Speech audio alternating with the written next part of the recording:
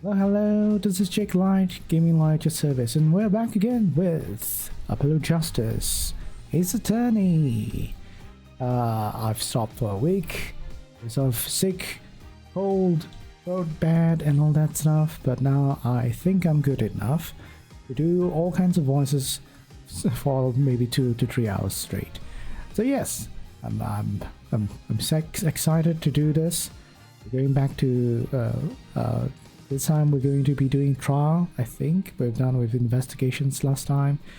Now it's court, going to court, fighting it out. Probably not the only time to do that. Probably more investigations, because court system in Ace Attorney is bad. All right. Anyways, I hope everyone's doing well. And without further ado, let's just jump right into the game. This one, right? Yes, this one. Or is it not? Oh no. June 16th, 9:46 a.m. District Court, Defendant Lobby number 2. Hey, Doctor. Meowdy. Hello. Good morning. Very early morning to you. Huh. Oh no. Oh, Apollo. Okay. I can do Apollo. Huh? Mr. Wright's not here today. Oh no. How did I do Trucy's voice again? He said his old foot injury was acting up. Oh, injury? He was all smiles yesterday. Yes, he smiled when he said we'd be fine, as long as you're here, Trucy. Yes, fine. We'll be fine. Here comes Justice. I started my voice training at 5 this morning. Ooh, do some now. I want to see, here. All within Phoenix's Keikaku, yes. Huh? Oh, okay. My name is Apollo Justice, and I'm fine. Oh no. That sounds more like a self-mantra than a voice training. Oh no, who's saying this? I'm fine, you know what I'm saying. It's this dude. Good morning. What's up? Hit me with a guilty verdict, G. See if I care. You just hang loose and let things go with the flow. You know what I'm saying? Not really. Walkie, don't be running your mouth like that in here. See, that's the difference between me and you, old man. I ain't afraid of no cops. Real G's can't keep real till they spend some hard time in the pen. You have absolutely no idea what you're talking about. Sounds like they've both been voice training too, Apollo. Okay. I need the voice training now. The voices are going all over places. Also, hello Neon and Naomi. Welcome. My worst fears realized. Trial starting and I still haven't had a real talk with my client. Well, it has always been like that. Through time immemorial. 16:10 a.m. District Court, Court number 4. The dude. Court is now in session for the trial of Walkie-Talkie. Defense is ready, Your Honor. Oh no. Clavier. German accent. Oh no, I have no idea how to do a German accent. Ready to rock and roll, Josh? It's him, the guy from yesterday. He's a prosecutor? It's Mr. Gavin's brother.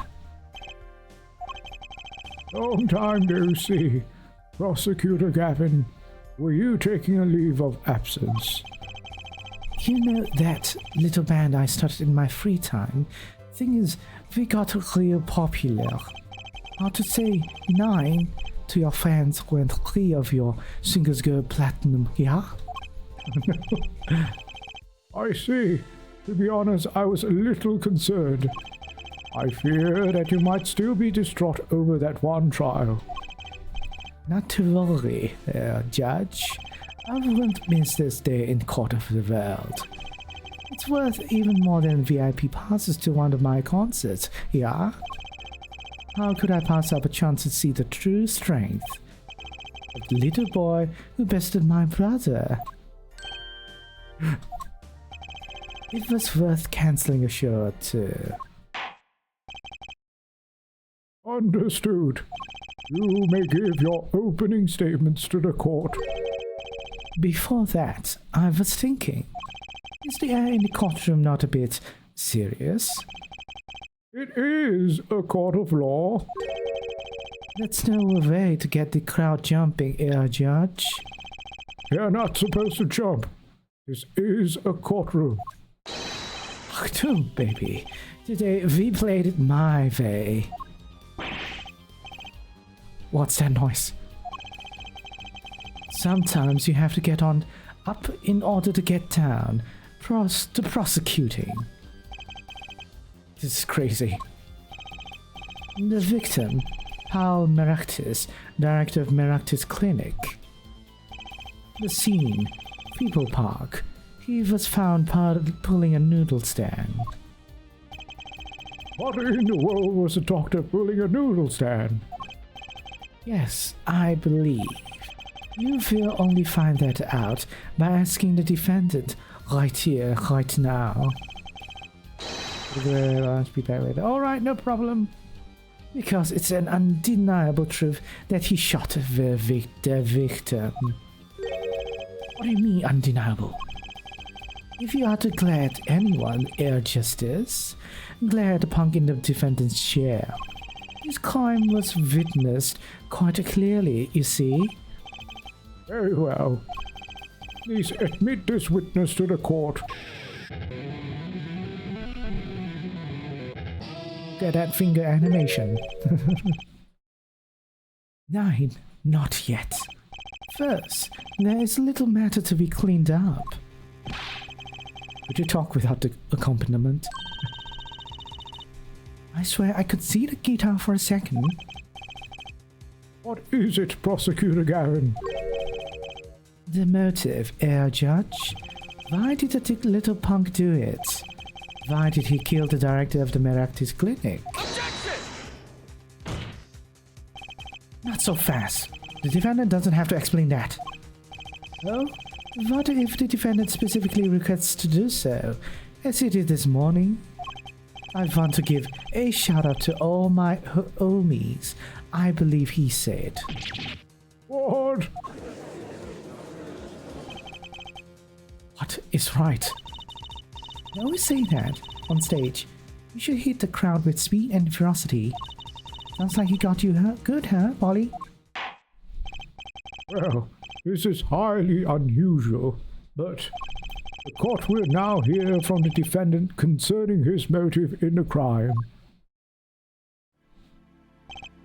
So, you, son, are the defendant. Walkie, are you? I ain't your son, old man. You stepped to a kid out here, you best be prepared to step through. You step to a public official, you'd best be prepared to step into jail. You gotta hand it to him. Walkie sure has guts. It's not his guts I'm worried about. Well then, the court will now hear testimony on the defendant's motive. From the defendant himself. Oh, we're doing that? Well, hostile witness. This is literally a hostile witness. Or then again, you know, if he's again, if the defendant, the accused, intends to plead guilty, the lawyer can't do anything. The defending lawyer can't do anything about that. Unfortunately, well, it will be against the client's will and all that. If we try to like, no, he's not actually the murderer, and then the defendant's like, yes, I'm the murderer, that will be a problem, a big problem in terms of like the whole process, because how to say, in reality, if the client if the client already is or wishes to admit guilt, then the only thing the defendant lawyer can do is, you know, make sure the trial goes smoothly and all that, justly, fairly, and all rules are complying and all that, and probably the next best thing a lawyer can do in this situation is to reduce the sentencing as much as possible. But it also depends on this dumb client, right? If the accused wants to like spout all kinds of crap for whatever reason, can't stop him as well. I'll tell you one thing, that doctor was a quacker. Someone had to show him what's what. I was in his clinic about half a year ago. He messed up my obstetric bed. He just lets me go. That word. See you later, bye. So I gotta go in, get another doctor to patch me up again. It was the day I done figure it out. No G's gonna let that pass. That's why I went to his pad that night. You know what I'm saying? No, I have no idea what you're saying. You're saying you were one of the victim's patients? Stuff goes down when you're keeping it real on the street, true that. I'll tell you one thing, that dog was wet. I'm doing some weird voice acting for this guy. Very well. The defense may begin the cross-examination. I can't believe this is the first time hearing about all of this.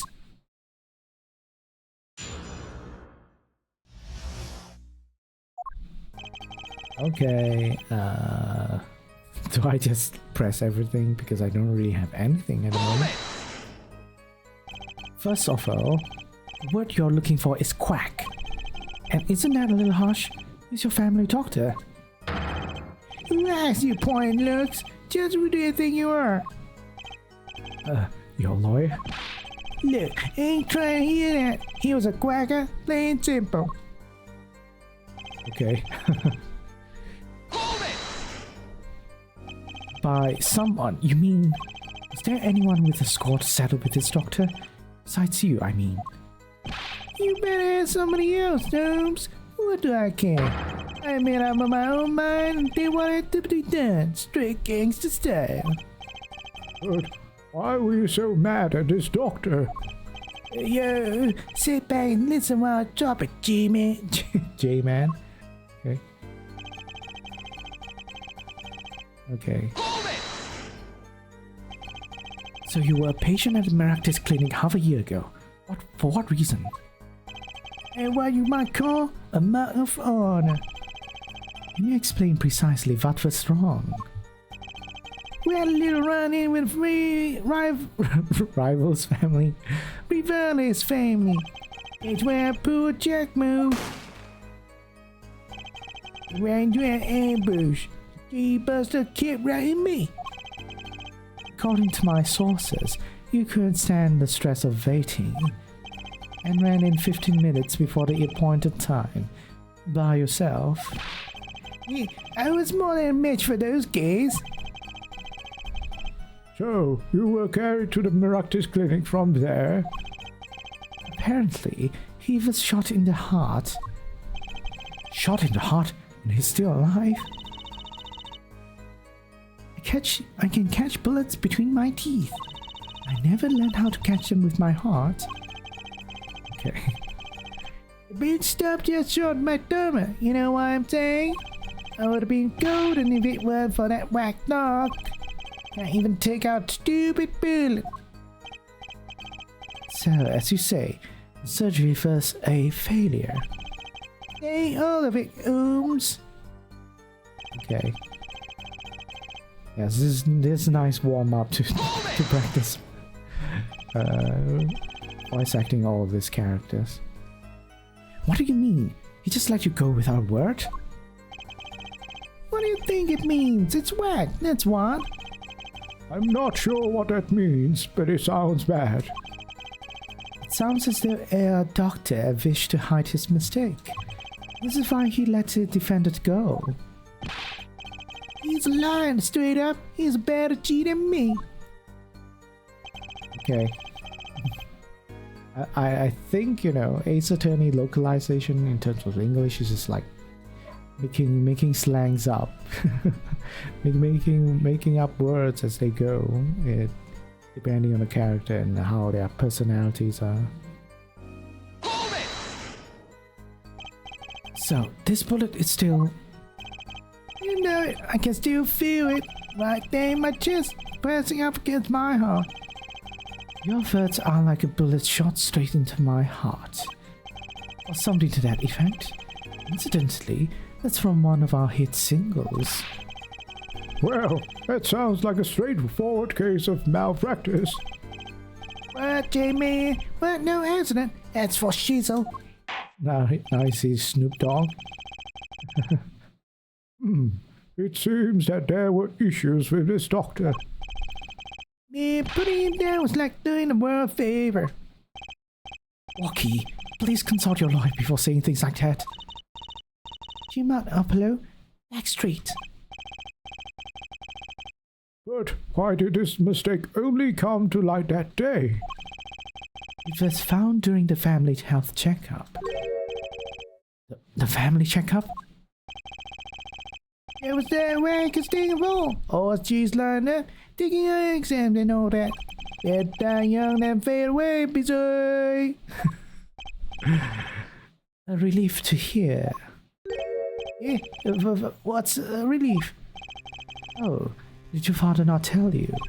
That bullet you carry so close to your heart, if not attended to immediately, it could kill you.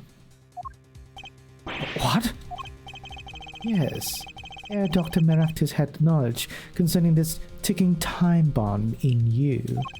Knowledge that could have saved your life. No way! That's whacked! No cap! Right, no. That just sounds like me. That sounds like what it sounds like to me. There is proof. Your checkup report. Performed in June, metallic object found near heart. How ironic that you would kill the one man capable of helping you. You're almost as careless as he was.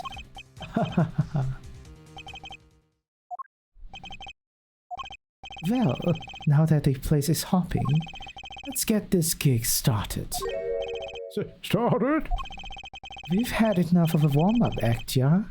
Time to hear from that witness. Walking Shaw is quiet all of a sudden. I'm a little uneasy myself. Is this Gavin's strategy? Oh no! Who is he? So, you will tell us your name and occupation.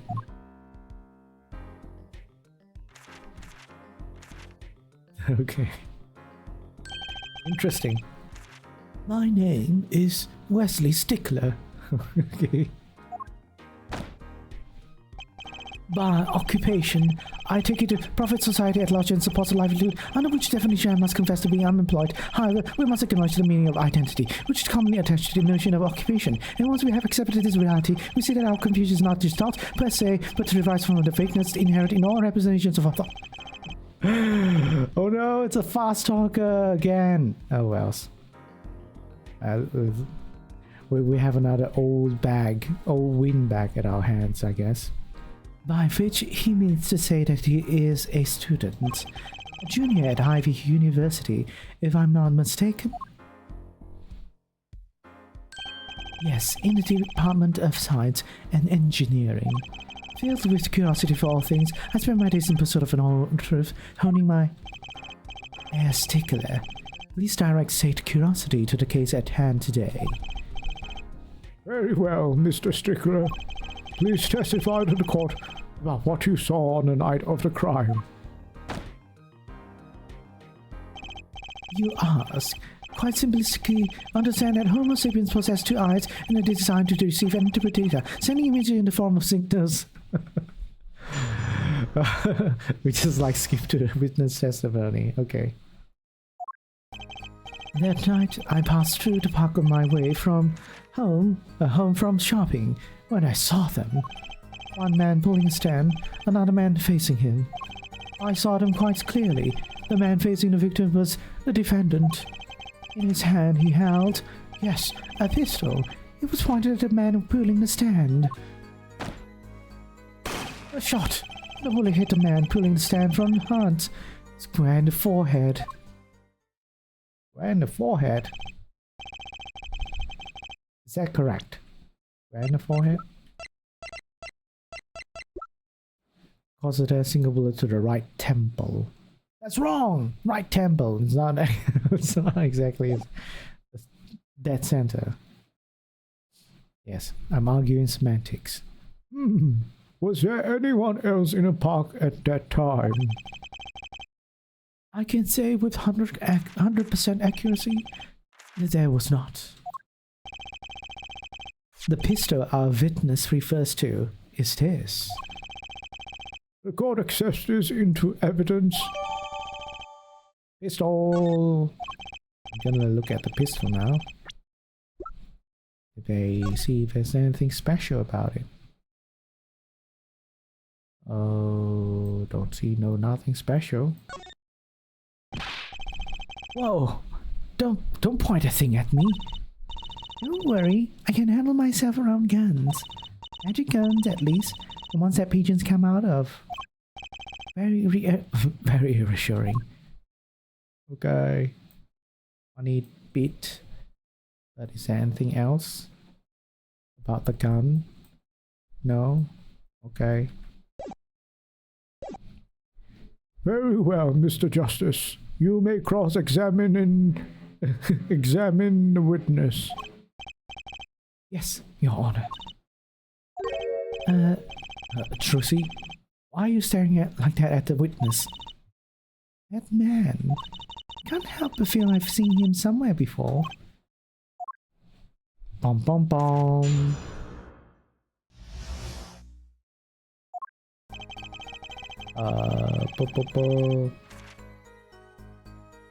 Should I press anything or should I just like go straight for this one?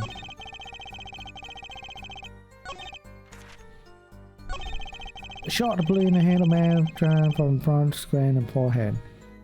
You know, I have plenty of lives. Let's just waste them.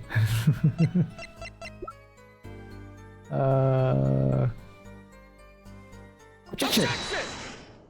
It's correct. Oh no, it's an unexpected error has occurred.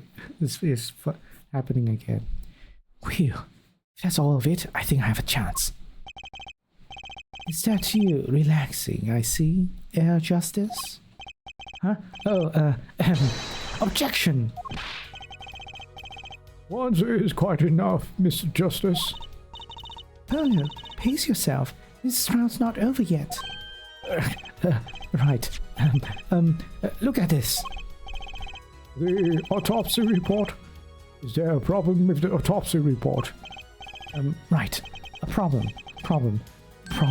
Yes, the problem is the location of the entry wound. Location? You testified that the killer shot the victim square in the forehead, did you not? Ah, I have already determined your angle of inquiry. Allow me to explain. It is quite simple, really. First, understand when I say square, I speak not to my why do I mean this? For example, the detection of mirror is on the light emitted by krypton particles, as we all know. In addition, it is a well-known fact that krypton particles are rare and invisible to the naked eye, which points to the basic fallacy in your line of reasoning, namely... Mr. Justice. Yes? Was your objection to these krypton particle things? This is the big time, and you are obsessed with something so small? You disappoint me. No. I'm obsessed with something big. I mean, there's a bigger and less nitpicky problem here. Do tell. Just look at the autopsy report. The location of the entry wound was the right temple. The temple? Mr. Stickler, you stated quite clearly that the victim was shot square in the forehead. That's a contradiction, isn't it? Yes. It is right. Finally. Objection! Air Justice. Oh, Air Justice. Yes? Your tactics are outdated. Trying to shake the witness by objecting to trifles. Surely you haven't forgotten the fatal wound your master suffered 7 years ago. Phoenix writes, was it? Look, I know the wound was in the wrong place according to this testimony. Yank!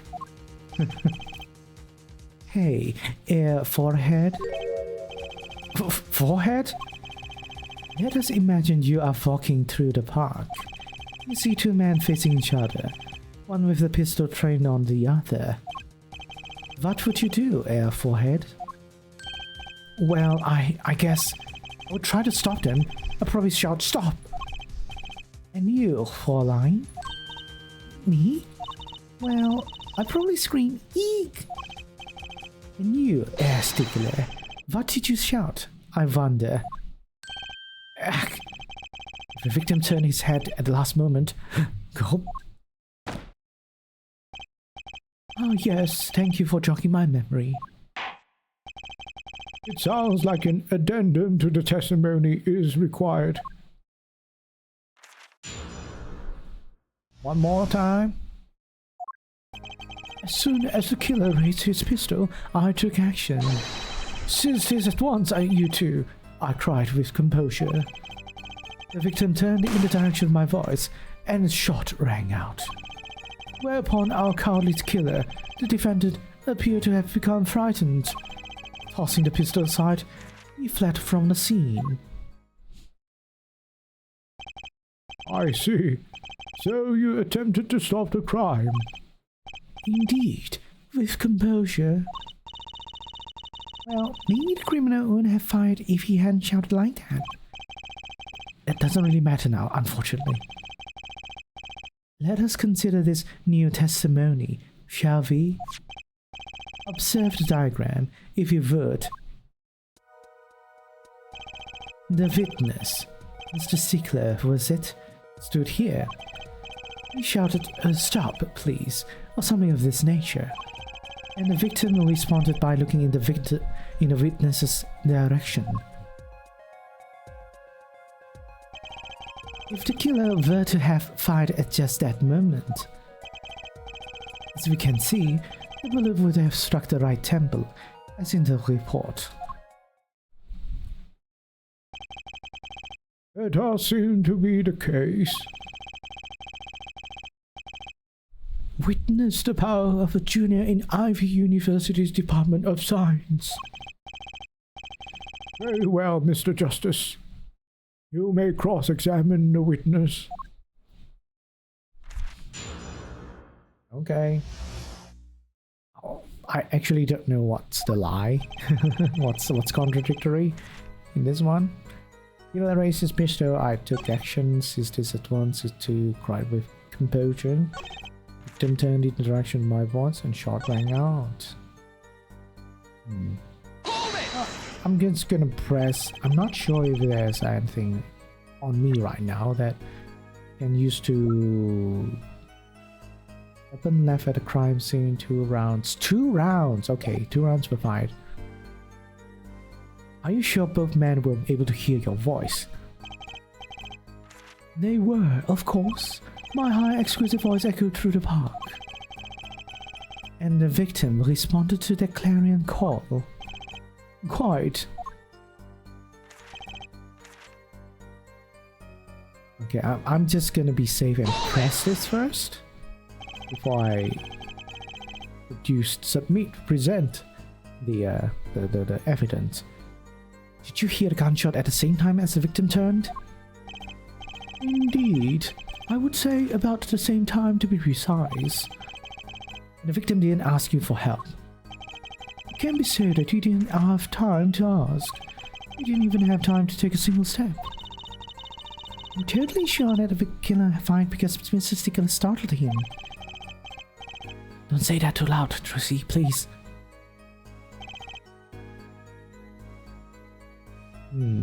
Become frightened. tossing aside that scene. Right. I feel like this is it. Only a shot? Objection! No, not right. Oh no.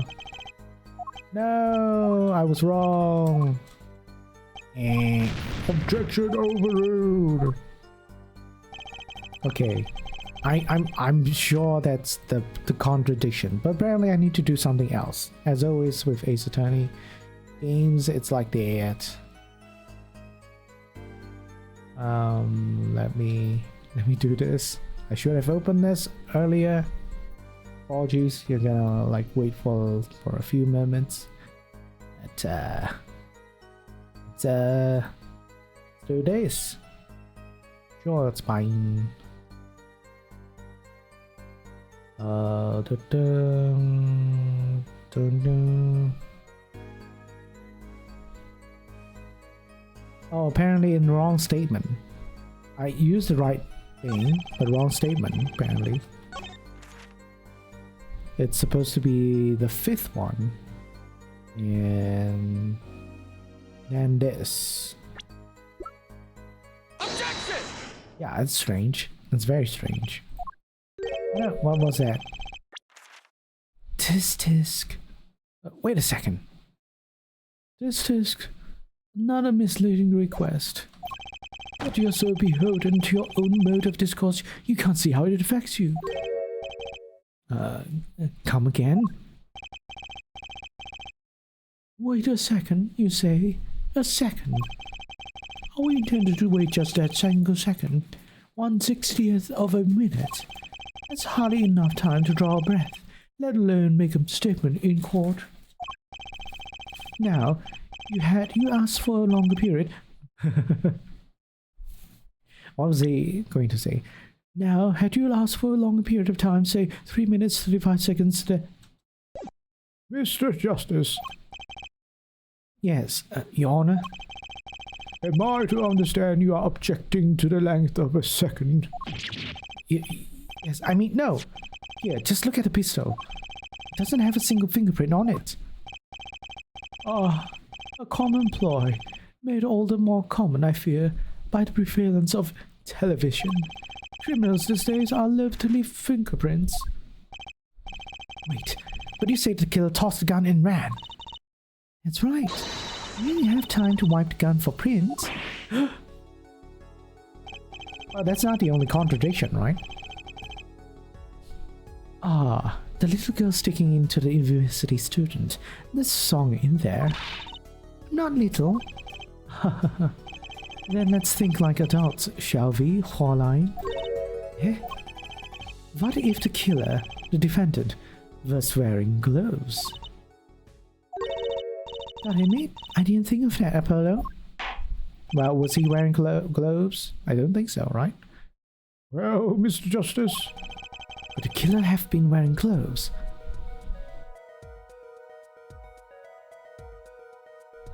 I guess.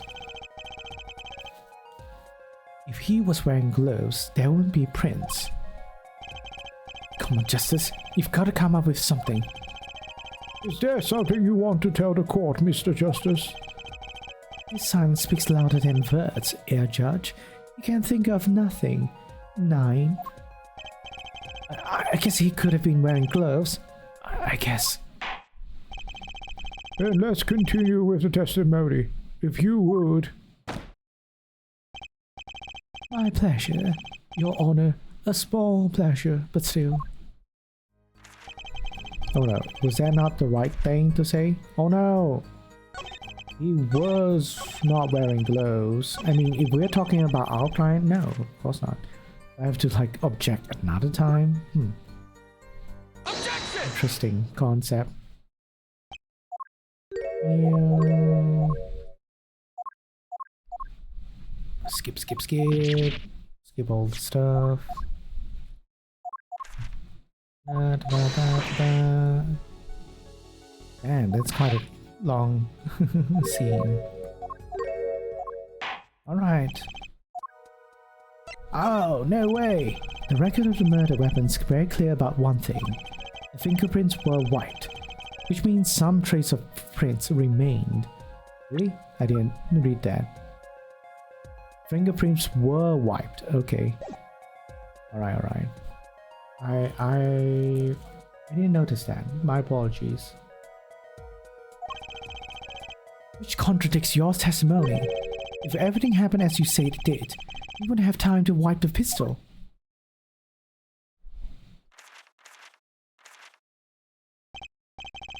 That may be, but it does not change what I saw. The killer, the defendant, he threw down the murderous weapon from his hand and fled. And this pistol was found at the scene of the crime, strongly suggesting that this was the weapon he disposed of. That sounds solid to me. Well, Forehead, any objections? Any of your precious objections? What gives, Apollo? Let's see that voice train go to work. You know, I've only recently realized something. No matter how much you train your voice, it doesn't matter if you have nothing to say. What do you mean? Nothing to say? Isn't it obvious from what the witness just said? Huh? Isn't what obvious? When he restated what he saw just now, he said he saw Walkie drop a murderous weapon. And that's not the same as being 100% sure of what Walkie threw away. Right. She's confused because the pistol was found at the scene. Oh, Mr. Stickler, it must be hard to be so perfect, yet so wrong. Well, it can be said I'm quite offended. Well, it is indeed true that once in my youth I wrote that was used by the teacher and posted on the blackboard for all to see, and for this appellation Paul might well be prefixed by my name. No. I kind of want to look at what he said and all that. Wrote a love letter in my own blood. Okay. That was a very crucial detail I missed. What we can say for certain is that witness saw the killer throw something. Does the defense have anything to say about this? Well, if what he threw wasn't a pistol, then it had to be something else. At least one person on the defense team seems to be thinking. I'll wipe that smile off your pretty face, Gavin. Perhaps you can inform the court as to the nature of this something else. What did the killer throw away before fleeing the scene?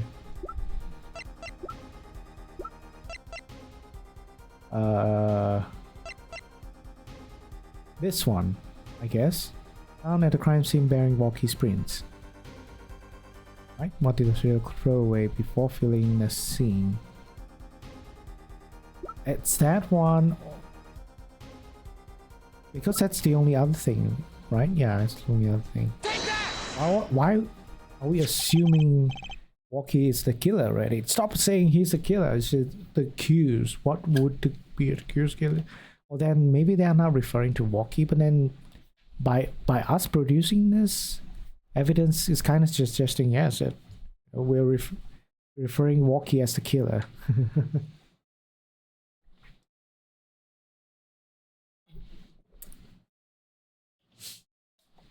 I think, I'm not too sure, if let's say there is like a jury, right?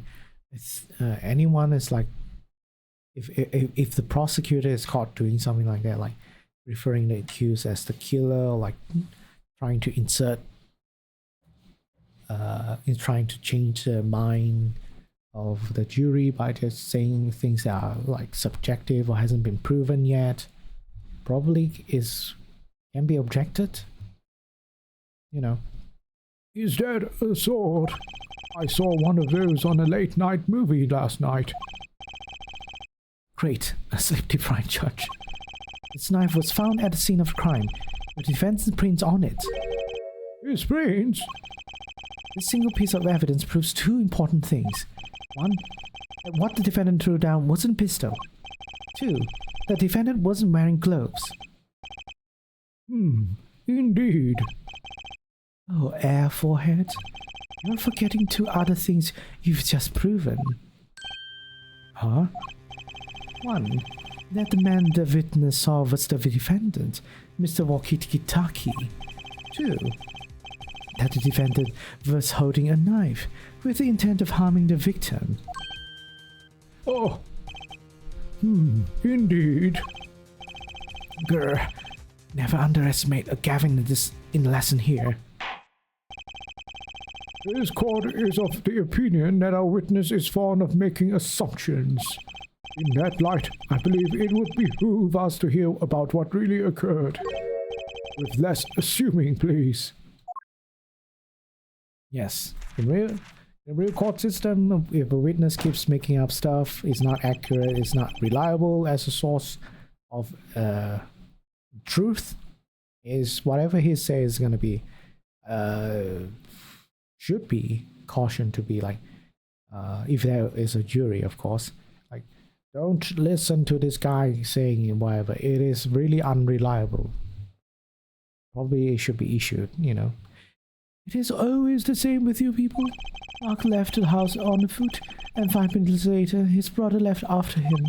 How long would it take for Mark's brother to catch up to him? Assuming that Mark never had to stop for a traffic light. Assuming. Yes, that's what I said. Assuming. As if that were a probable situation at all. Yet here you are, assuming that my assumption is no better. I would say, making assumptions is the worst thing that a lawyer can do. At least that's what I've been always told throughout my years of practice. Because when you make assumptions, you make an ass out of me and you. And when you make assumptions, you're prone to making wrong assumptions, right? What his court assumes is that a witness will testify as to what happened after the shot was fired.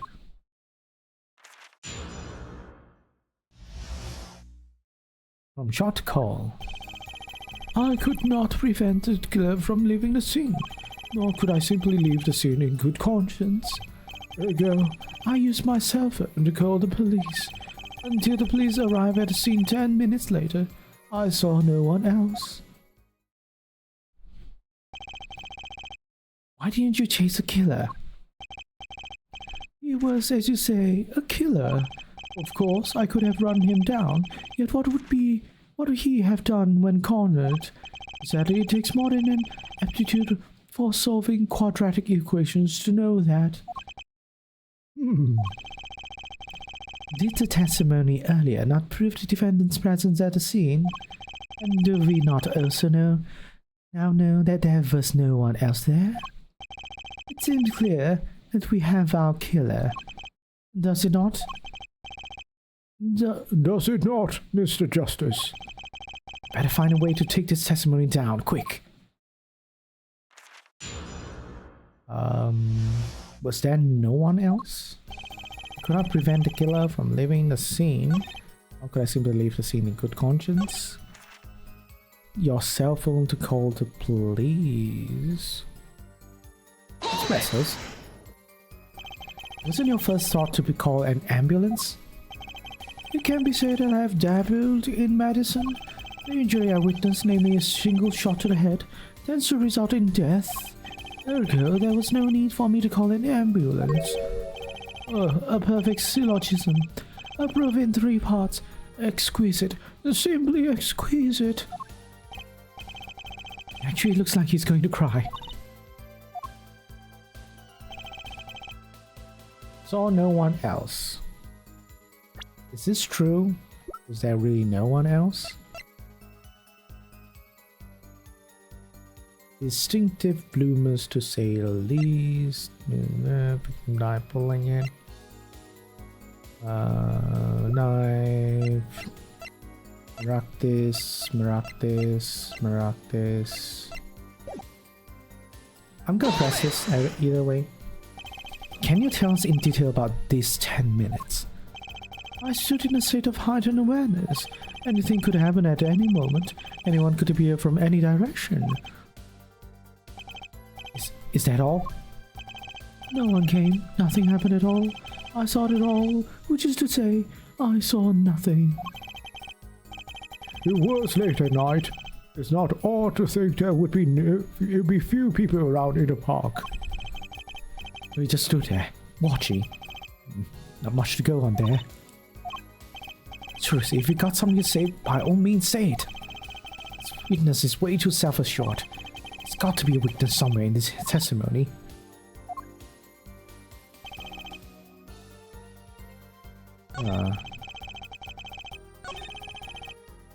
I'm going to like press everything and then see what if I really need to do anything. Which way did the killer run? By the time it was clear the killer had noticed me. Naturally, he ran in the opposite direction. That would mean he ran in the opposite direction from Kitaki Mansion. Don't even think about pointing out that he was going away from his home. All he had to do was look back once he was out of sight. How do you know that's where I was going? Trucy, what do you want to say? Tell me. You were certainly composed for someone who had just witnessed a killing. If someone is to devote one's life to the pursuit of science, one must never flinch at the sight of a little blood, nor be so moved by chemical discovery that one drops one's flesh upon lab room floor. Cool answer. Very cool. So nothing strange about how he acted. Lucy looks like she has something to say. I can't find a single problem with his testimony. Had enough at last, Air Forehead? Maybe it's time to back off a bit. Oh. The defense still has some questions that demand answers, Your Honor. Your opinion, Prosecutor Gavin. Oh, let him play an attorney until he's satisfied, I'd say. I will amuse myself by composing my next smash hit in my head. Very well. You may continue with the cross-examination. Oh no. Oh, I guess I am supposed to, like, say give up. Okay. Let's give up. There's nothing fishy about that testimony at all. It appears that there are no objections to the witness's current testimony. There are any numbers of ways to explain the lack of prints on the pistol, I assure you. Perhaps the killer really was wearing gloves which wiped the previous user's prints off. Then after the deed was done, this fell out of his pocket as he was throwing the gun away. A mistake befitting of a small-time punk, in my opinion. No. No! It seems we've come to the end of the line here. No, it can't be all. How unfortunate. It seems that you weren't cut out to stand on the same stage as me. Were you, Air Forehead? I believe this brings the cross-examination to a close. This court will now declare a verdict for the defendant, Walkie Kitaki. Eek! Oh no. Trucy? Nobody move. What's the meaning of this? Who are you? There'll be no verdict in this court. Not yet. Wait, are you one of the Kitakis? The Kitakis? You mean the notorious gangsters? If you don't want to see me give the pretty little girl news, pal, do as I say. Adjourn the court for 20 minutes. What? This court will not bow to pressure from the likes of... Dear Judge, I see little point in further aggravating this gentleman. Recess. 20 minutes. Oh, I promise you, you'll regret it. Wait! How did he disappear so fast? Magic. Come to the defendant lobby, Apollo! I suppose I have no choice but to adjourn for a 20-minute recess. Bailiff, catch that mysterious man. To be continued. Well, that was a really short part 1 of a trial. Is there really a need for, like, to be continued? Oh well. Yes. 11:17 AM, District Court event lobby number 2. Trucy! Trucy! Move quick, Apollo. Good show, good show. Oh no. Was that Trucy talking? Trucy, you okay? I thought... Sniff, sob, ball. Don't cry, Apollo. Those good-for-nothing gangsters. Some things you just don't do. I'm pressing charges. Wait, just calm down, Apollo. Or else... Ah! What the heck is that? What the hell? Surprised? This is one of my best tricks. The Amazing Mr. Hat. You look marvelous, darling. Here's a big hit on stage at the Wonder Bar. Yes, I'm a big hit. What do you think? Do you like it? You mean you... Trucy, there's some things you just don't do. I'm pressing charges. Polo, now it's not the time to be threatening me. It's you who's being threatened here. Huh? Remember what you said to Walkie's fathers yesterday? You promised you'd save his son. That testimony was rock solid. What are you suggesting I do? Look, once the judge declares a verdict, it's all over. If I can use my talent to stop that from happening, I will. Trucy, no more stage abductions, please. I'm not talking about magic, Apollo. I know when a witness isn't confident, I can perceive what he's feeling. It might not mean anything, but it's all we've got. You can see what he's feeling? Think back, Apollo. Think back to the times where there was contradiction in his testimony. All the times. All the times there was a contradiction. I remember. Well, I'm gonna pretend I remember. Well, I think I remember them, sure. There were 2 times when he made statements he wasn't confident in. Each time, there was a contradiction.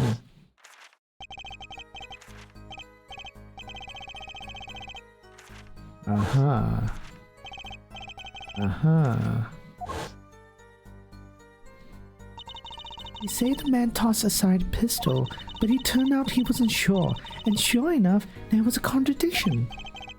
Well, that's true, but how does that help us? Did you notice anything? Whenever he made a statement he wasn't confident in, he displayed a sudden habit. That's just flipping through the book. Did you see it?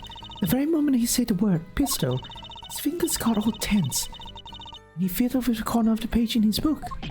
What? Okay. How am I supposed to see that? Well, I could see it. How else do you think Daddy went 7 years without losing a game of poker? What? You cheated! I always sat next to Daddy during big matches. I could see what his opponents were feeling.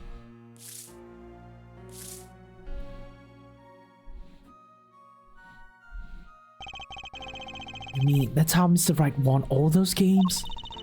It's not cheating, officially. I wasn't looking at your hands or anything. And I wasn't there all the time either. Daddy's quite good at poker. After all, we're not good enough to go undefeated that long.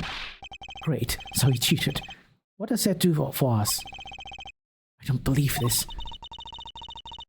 You have to listen to his testimony one more time. No, scratch that. You have to watch his testimony. Perceive the truth. Watch a testimony? Perceive the truth? What are you smoking, Trucy? The only thing I'm perceiving is that I'm going to lose. Not true. Daddy said so. He said you have the power, Apollo. Mr. Wright said that? Watch the testimony. perceive his true feelings. Is she serious? Time's up. Sorry, I can't think of any other way out of this one, Apollo. What's that she said before the trial started? Ah. As long as you're there, Trucy. Is this what he meant by us being fine? Well, methods aside, she did avoid a one guilty verdict already today. Time to show this court what I'm made of. Get ready for justice. Let's do it. Apollo. You know, I'm starting to think I can do this. I knew you could do it all along. Oh, one more thing. Try to cover for Mr. Han as best you can. I just flew in from the coast, and boy are my arms tired. Right.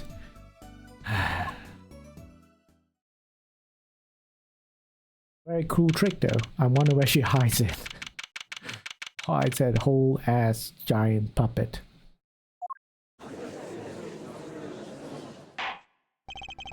Court is now back in session. Right, we're fine. Ahem. I'd like to say to the young lady standing next to you, Mr. Justice. Oh, you mean me? Don't you have anything to report? Anything concerning the mysterious phantom in a silk top hat? Ah, right, him. Don't worry about it. I settled that. You settled that? Yes, it was an out-of-court settlement. Right. Perhaps Fraulein would have us believe it was nothing more than a passing dream. A fantastic illusion. Now you see it, now you don't. Am I right? I think he's onto me. I wish he would stop being so cool. Let us dispense with these niceties and get straight to the matter. What are your plans for our gifted witness? Right. Vance would like to request another cross-examination. Because I forgot to ask something. There was no issue with the witness's previous testimony. I will grant your request, however. But this court will not permit stalling for time. Understood, Your Honor. Don't forget, Apollo. When he isn't sure about something, he has a habit of fiddling with his book. You mean same thing? Oh, it's not the same thing. I could not prevent the killer from leaving the scene. Nor could I see. Oh, it's the same thing. Yeah. So it's a third statement. I'm not sure I'm qualified to watch testimonies after all. Focus, Apollo. Find his weak spot. Focus. If only it were that easy. My ears hear what he says. My eyes see his expression. I have to do something more. What other senses do I have? Your sixth sense. What's this? My bracelet. I'm getting goosebumps for some reason. What's going on? My bracelet feels different somehow. I think Daddy was right. You can see it, can't you? Apollo, you're almost there. Find a weak spot in his testimony. I know this sounds crazy, but my bracelet is trying to tell me something. No, it's gone cuckoo as well. He wants to win so much, he's like succumbing to insanity.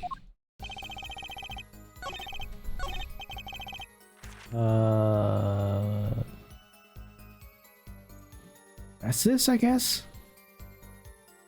Unless there's an option to do something. I don't see it.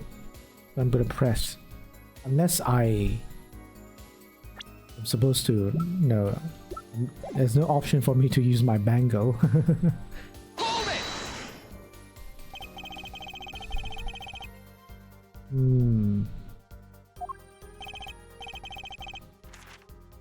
The police undoubtedly. This is different. So, you called immediately after witnessing the murder.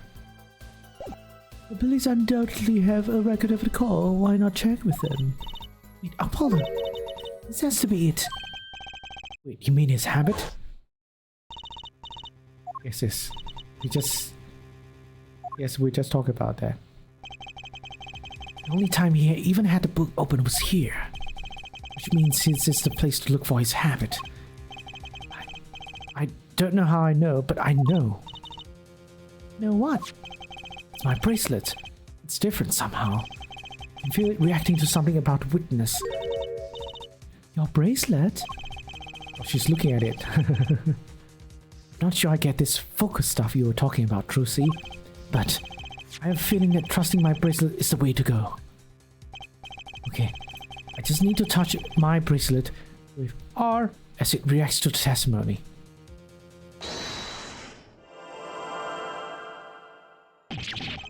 What's going on? I can see the witness's face. His expression so clearly. It's filling my mind. I'm going mad. I can see nothing else, hear nothing else. Apollo? Trucy, what's happening to me? This is what I meant by focusing. Focusing? In this state, you can see everything, Apollo. Everything the witness does. That's great, but this is kind of freaking me out. Just look for Mr. Stickler's twitch, his habit.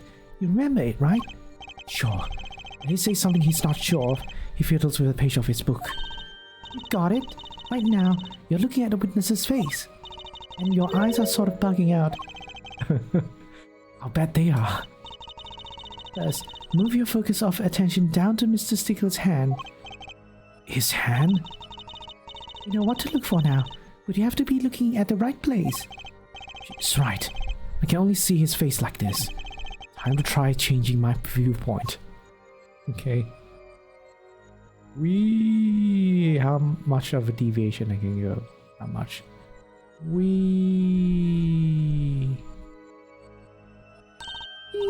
Perfect. Now you're really ready. Ready? For what? Ready to perceive the truth behind the twitch. Perceive? Try listening to the witness talk as you focus. Watch for his habit. Right. You mean when he fiddles with a page? That's right. That's your signal to look closer, to perceive with R. Find his weak spot, and I guarantee you will be able to give him the royal flush. Spoken like a true poker head's daughter. I'm a magician, thank you very much. So I have to pay attention to his words, and his fingers. Don't worry, if you miss it, you can always try again. Right. Look out, nervous twitch. Here comes justice. Perceive. Confirm. Right, no. Gotcha! What? Use my cell phone to call the police. He was rubbing the corner of the page. I saw it. It's now. I could see it. Mr. Justice, do you have something to say? Oh, this banging of the desk. It's quite bad for my circulation, you know. Mr. Stickler, allow me to ask you a simple question. Why did you fiddle with the page of your book just now? The very moment you mentioned your cell phone. What are you talking about? I'm curious now about this cell phone of yours. Mind if I ask a few questions? What to ask? Ask to see his phone. Mr. Stickler, please show me your cell phone. Why? Whatever for? Show me, and you find out. Well, I can't. I don't have it. You see? You don't have it? Mr. Stickler, is this your cell phone? No! Where did you get that? It's a phone from yesterday. Bom bom bom. Look, a cell phone. Someone drop it beneath this tire. If the car moved, it would be crushed for sure. I wonder if it belongs to the doctor here. No, it's not a doctor's. How strange, Mr. Stickler. Can you explain why your cell phone is sitting here in my hand at this very moment? Wait a minute. What is the meaning of this? This cell phone was found yesterday in the Miractus Clinic garage. Miractus? Why, that's where the victim lived. Yeah, that's impossible. Mr. Stickler, you lied to the court, didn't you? If your cell phone was here, how could you have called the police?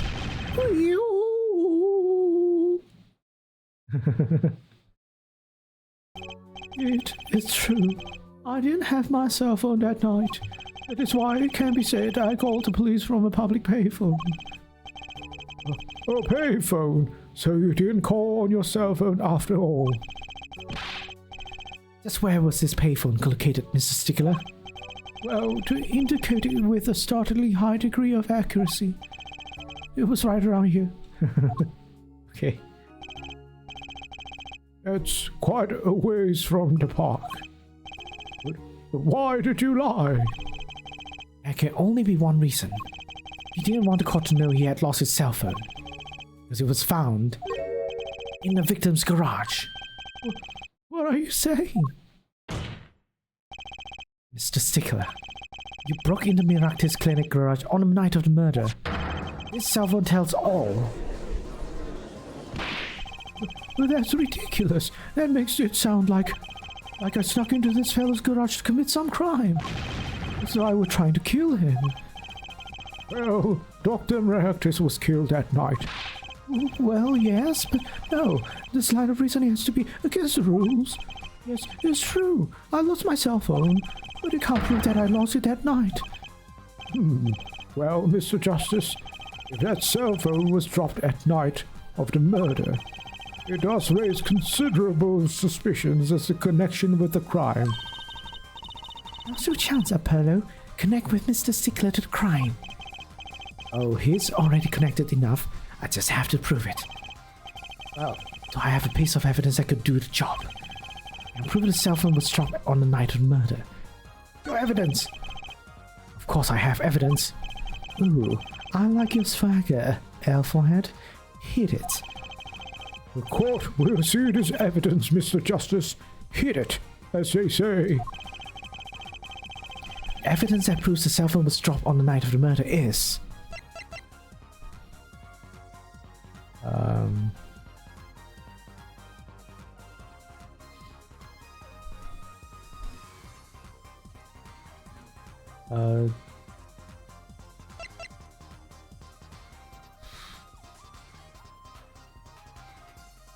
Cell phone evidence that proves the cell phone was dropped on the night of the murder.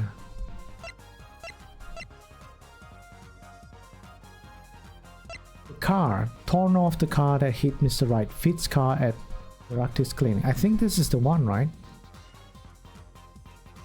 I think this is the one. Because this would prove that the car was here during night. Not during, was not here during the night or something, maybe? I don't know. Only afterwards, maybe?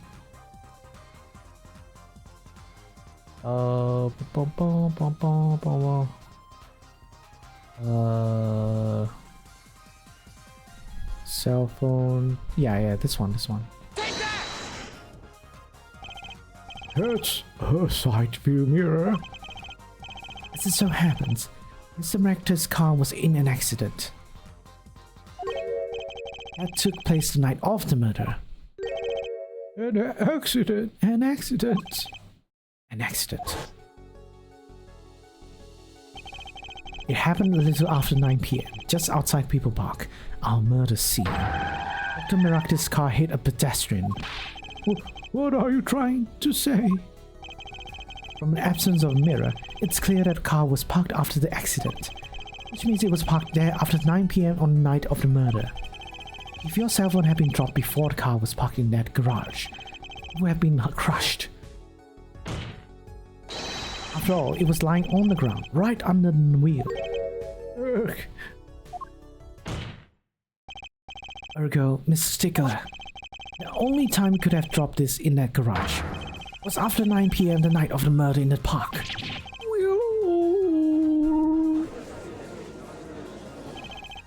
Mr. Stickler, you know what this means? you did break into the victim's garage that night. This is most unexpected, Mr. Justice. Are you naming the witness as a suspect in the murder of Paul Meraktis? Oh, Paul Meraktis. I guess it's like malpractice. it's a jumble of malpractice. Now I get it. Very cool, very cool. I noticed that without actually. Yeah, Paul Meraktis. If you switch it up, M with P, it would be malpractice. No, stop! This is too much. This can't be happening. Prosecutor, say something. I suppose it is worth saying this. No connection has been found between Wesley Stickler and Paul Meraktis. That is, other than this. I believe our next testimony will be most revelatory. Is the witness prepared? Yes, Your Honor. I know that face. That's the face of guilt.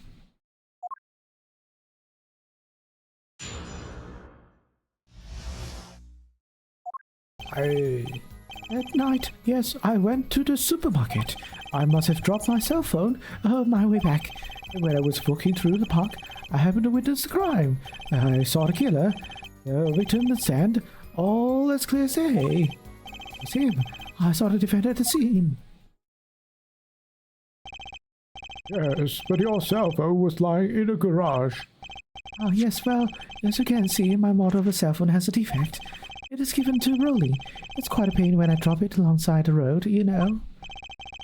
Looks like a normal cell phone to me. In any case, Mr. Justice, cross-examination, please.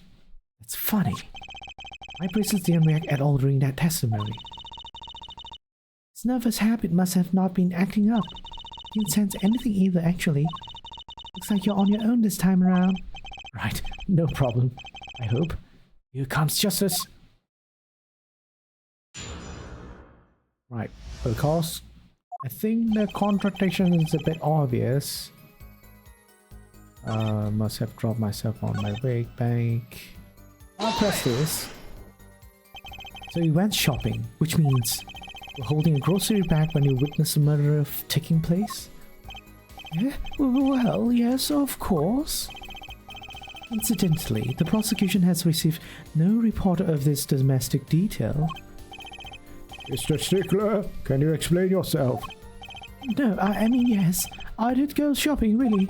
I walked around the supermarket, trying out the free samples. It's a deeply spiritual time for me. I'm sure the store clerks would disagree. Really sampling free food counts as a religion? In any case, that night, I sampled it to my heart's content. It was on my way back home, yes. Hold it! Okay. That's when you pass in front of Meraktis clinic. Why, yes, that's correct. That was a pretty suspicious pause there. Mr. Stickler, do you think you could be a bit more specific? Please show us the exact route you took on the night of the murder. Of course. The supermarket is here along the main road. Away from home there. From there, it takes me past the Meraktis clinic. This is probably when I dropped my cell phone. But woe is I walked on, unaware of my loss. And we walked right into that fateful park.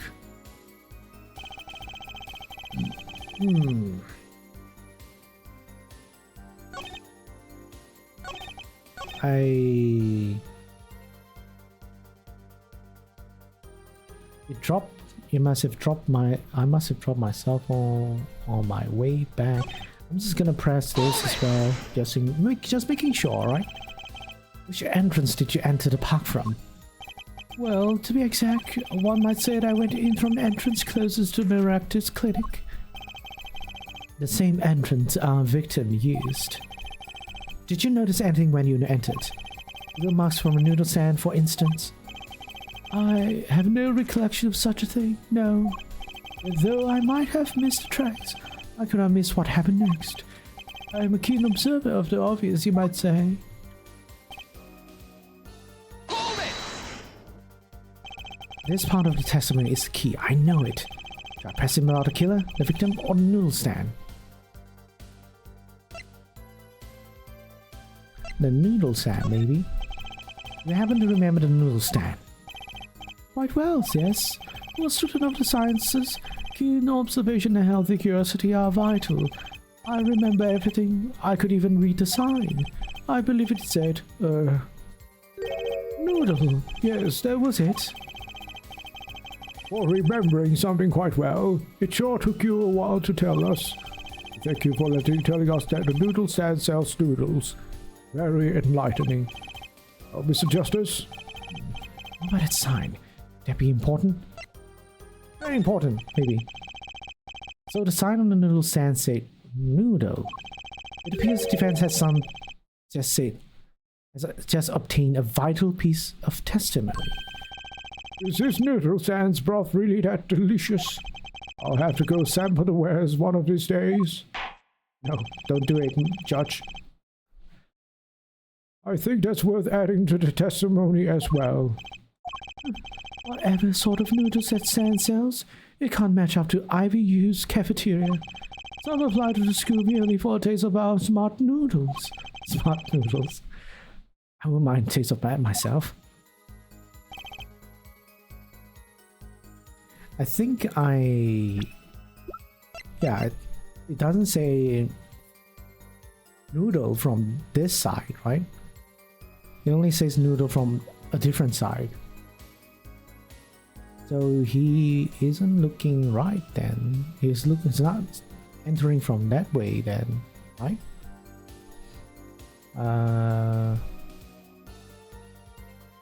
Should I look for more details though or something? I already looked at the details. I feel like it's this one. Let me see.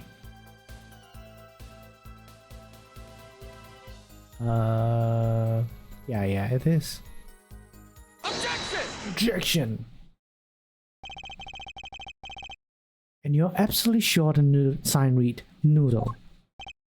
Why, just last week, my professor offered me this praise. At least you have good eyesight, Stickler. I'll give you that. Read, without a doubt, noodle. I see. What? Why are you looking at me like that? Is that pity I see in your eyes? Let's take a look at our map, shall we? So, you're claiming that when you saw the sign, you were standing here, was it? Although it would have been a bit hard to read the sign from this spot. You think so? Mr. Stickler, I'd like you to please take another look at the stand and to carefully read what the sign says. See? The sign actually states the name of the stand's owner. Eldunes. Inconceivable! I'm certain it was definitely noodle for sure. Positive! I'm afraid your professor was wrong about that eyesight. I won't be so quick to jump to that conclusion. The sign he saw changes everything. Witness says the sign said noodle, and he saw it right. What would you say if I told you that there is one spot which the sign would be read the way Mr. Stickler claims? What? Mr. Justice, show us this spot.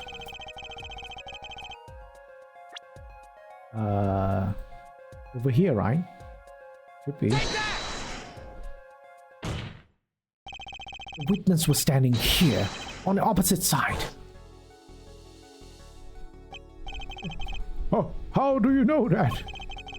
When viewed from the south, the sign on the stand reads Eldunes, as we know. However, observe the other side of the stand.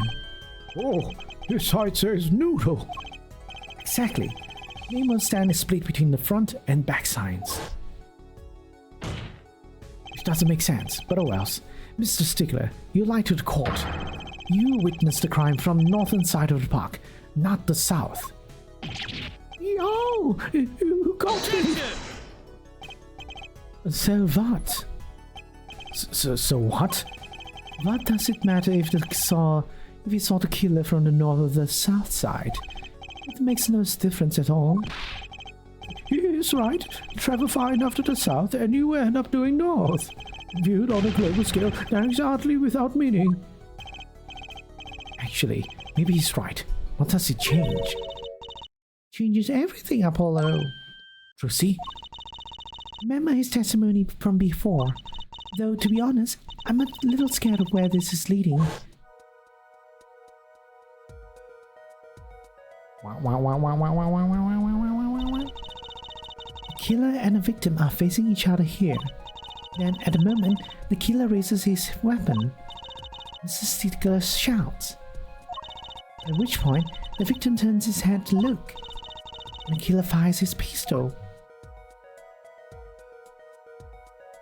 That's why the bullet hit him in the right temple.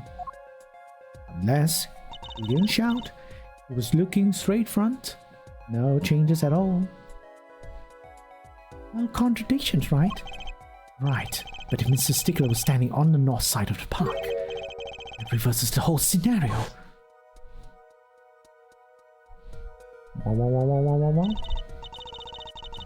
Completely. If Mr. Stickler shouts from where he is now, and the victim looks in his direction,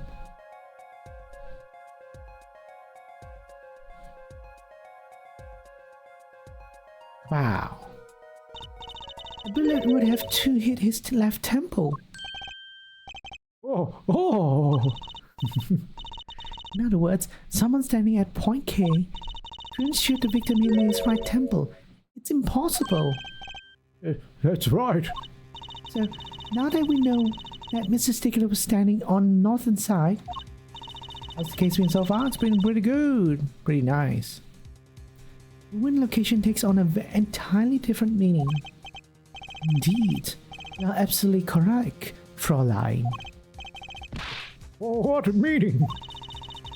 Entry 1 was on the right side of the victim's head, correct? Right side of the victim's head is north. North? Oh, that's where the witness, Wesley Stickler, was standing. Correct. So if he was standing to the north, then the only person here who could have shot the victim in the right temple was Mr. Stickler himself.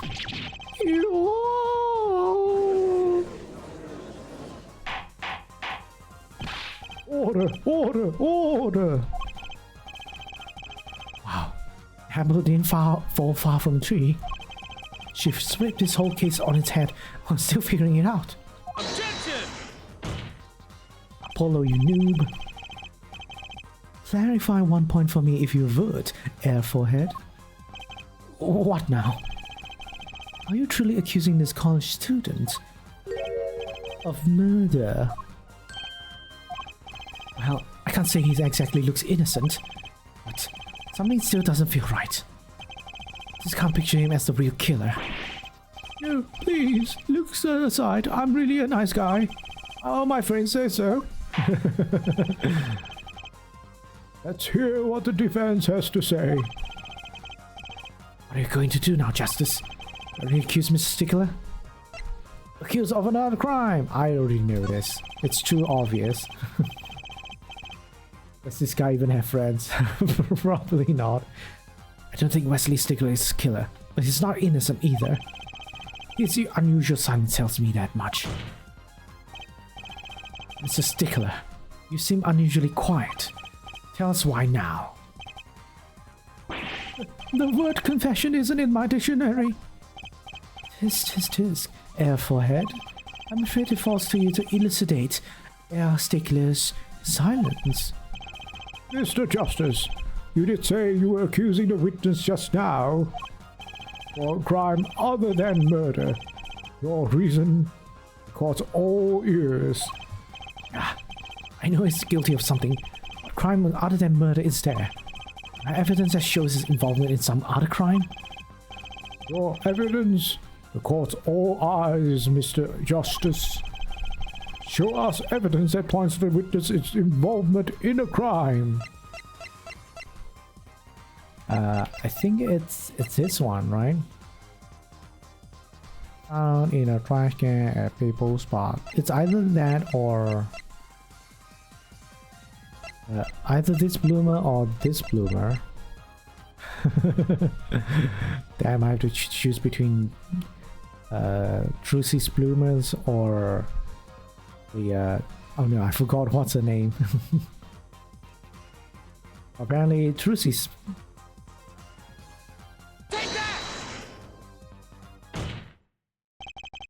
The evidence is this. What is that? Woman's underwear. Hey, those are mine. Okay. Yes. It's evidence. Don't talk about it. Don't think too much about it.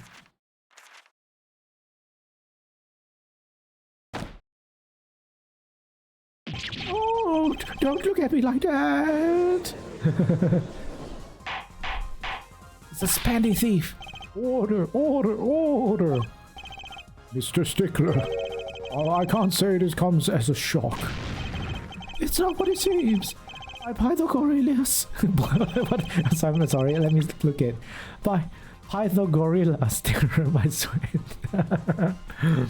Pythagorilla. Alright, okay. On the night of the murder, I just passed 9 p.m. A young girl catches a panty snatcher red-handed. Bravely, she gives chase, but Snatcher flees and hides himself in no other place than Maractus Clinic garage. Oh-ho! Instantly, these panties were found in the exhaust pipe of the car there. Presumably, he was trying to hide evidence of his crime. Ergo, while you may not be a murderer, you are guilty of panty snatching in the first degree. Please, hear me out. It's not what it looks like.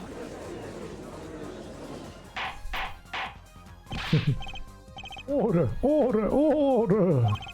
Mr. Stickler, you should be ashamed. It's not what it seems.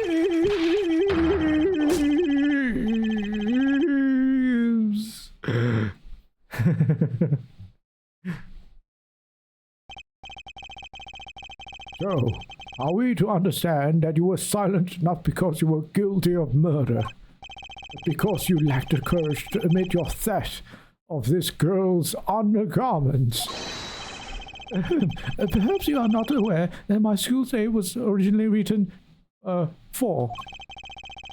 I stands for intelligent, V stands for valiant. See? Your point? I'm not done. Now, I'm a major in the science department. And what does science teach if not curiosity? Yes, we of the IVU science department are valiantly curious. Okay. Damn. No challenge is too daunting, and what greater challenge to science than a mystery? Come on, you're talking about a girl's panties here. No, you do not understand. A mystery is the unknown, and the unknown is unacceptable. My friends, when it comes to mysteries, those panties are the promised land. Oh no. You're friends with... There are more of you. It's not just one. They are spreading. They're duplicating. Multiplying. From the moment I first laid eyes on them, I was compelled to investigate. For science! A full-size car tire was only the first mystery those bandits revealed. A tire? Yes, I saw her do it. She pulled the tire out of those panties. That's not all. First there was the tire, then the soup pot, and a frozen chicken. One mystery after another. It was magic. Oh, I remember now.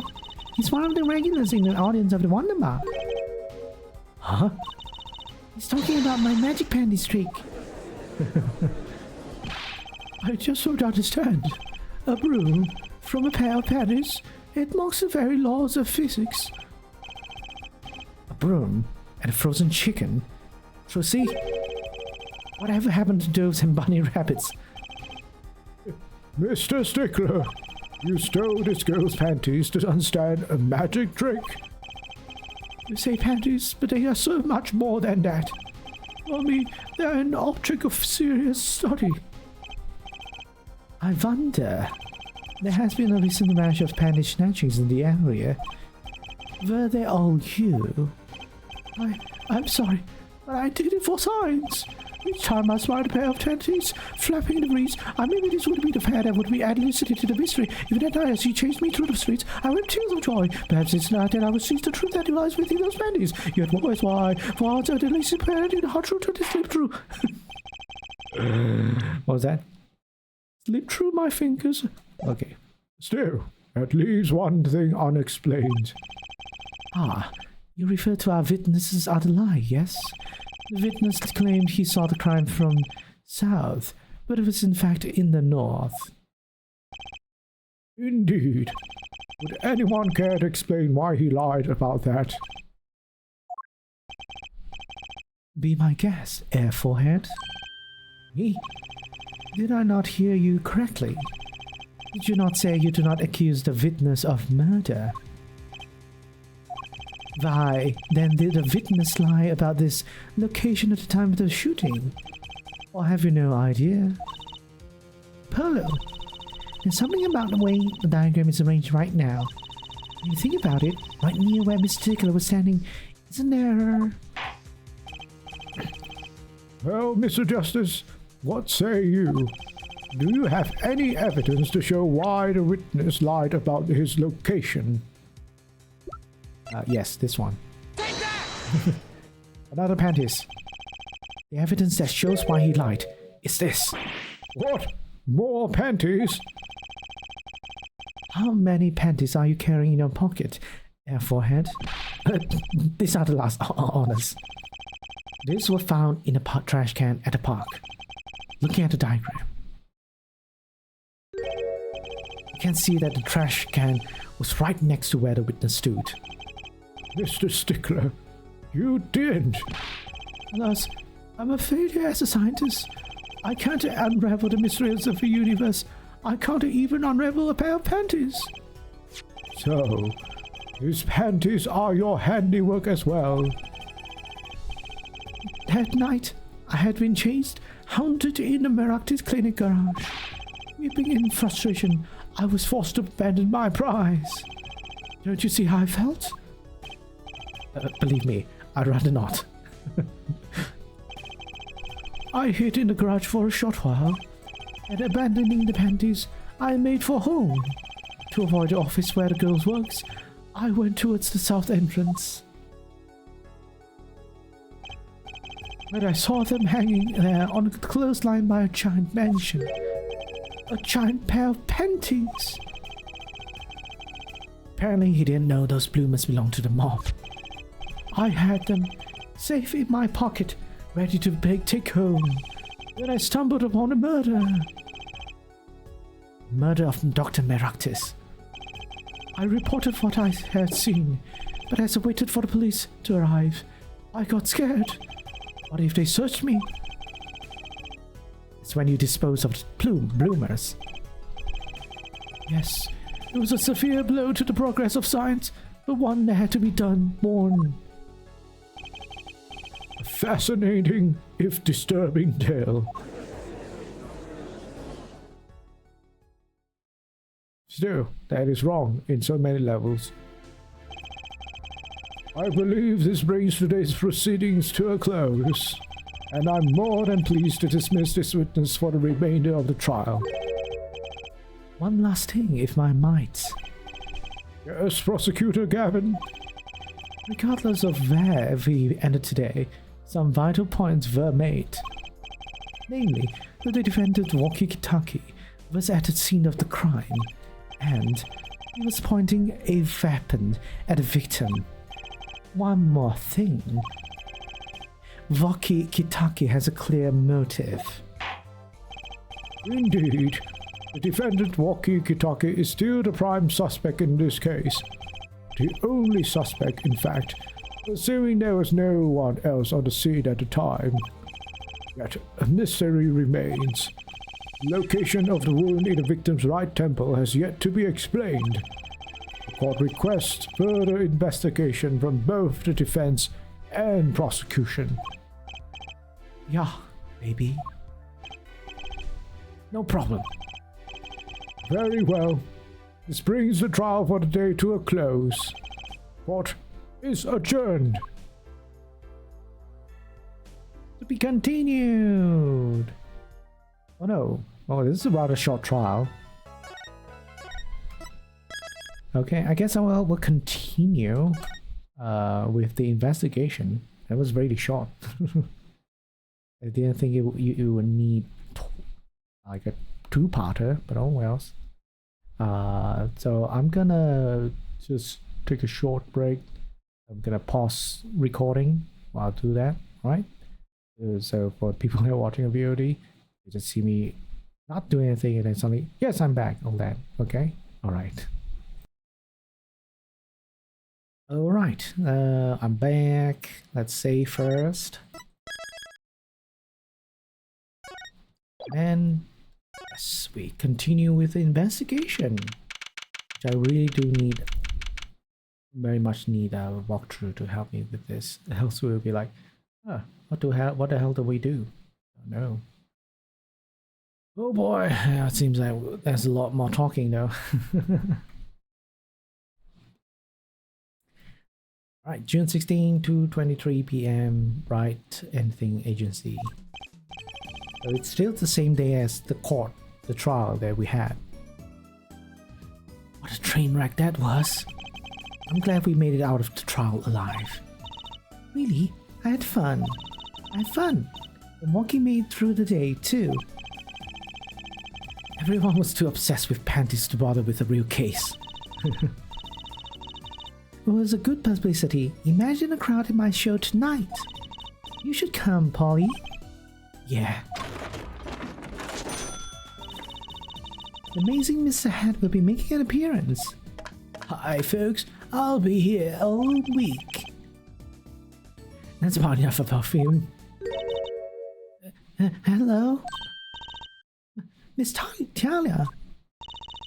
Thank you for today. The trial went well. Alright, no problem. Do you think Waki will be okay? Well, he's not guilty yet. Please, you have to help him. We're supposed to get married next month. Oh, congratulations. Yeah, way to put the pressure on the guy. Please let me know if there's anything I can do to help. Okay, I guess we'll talk. Are you sure about marrying into Kitaki family? I'm fine with it, and I love Waki with all my heart. Oh, that's so sweet.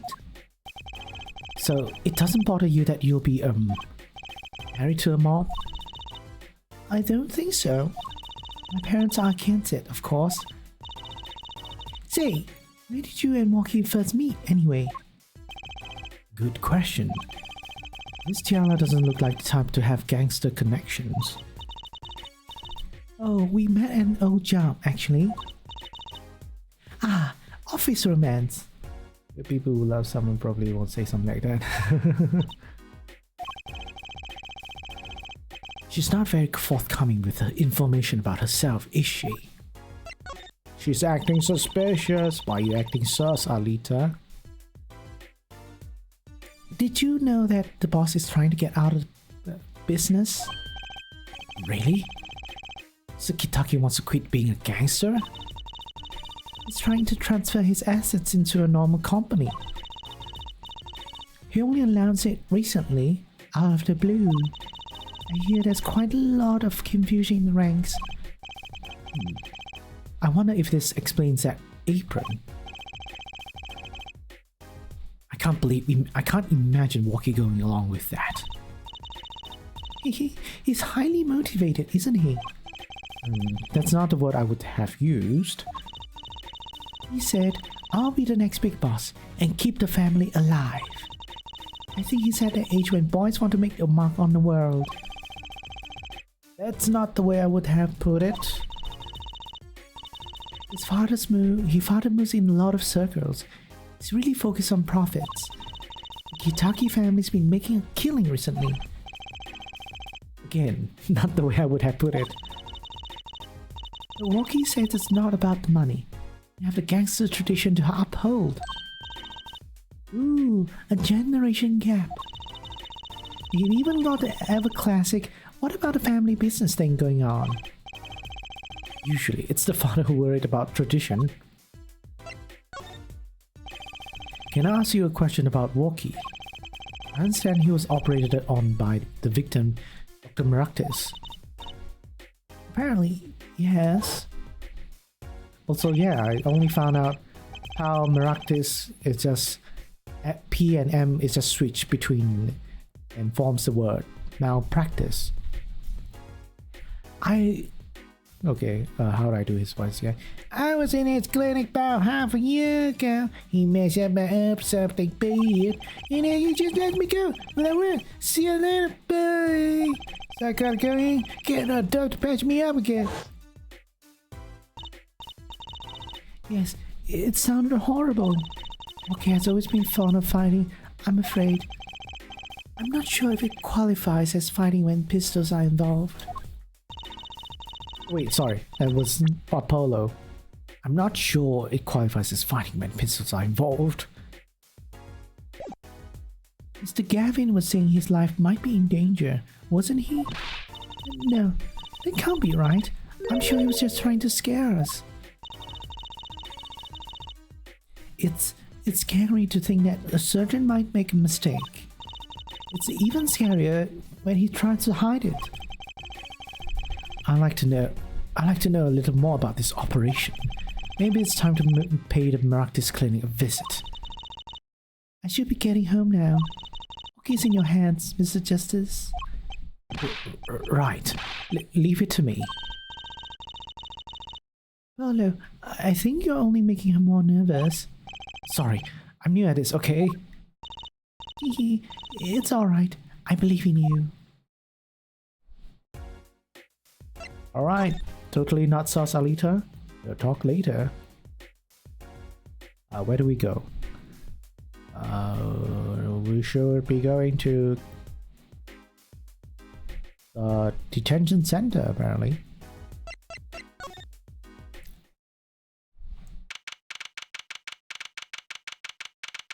Detention center, visitors room. Looks like Woki's out of questioning. Really need to talk to him. I guess I will come back later. Excuse me. Yes? The other suspect is all through with questioning, sir. The other? You mean the penny snatcher? Wesley Stickler. So they arrested him too. Alright, let's have a little chat with Mr. Stickler. I hope I don't regret this. He is a valuable witness. He is a bit precious, I'll give him that.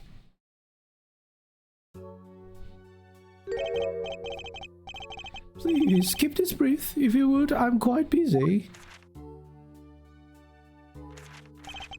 I need to finish this paper. No, that's you!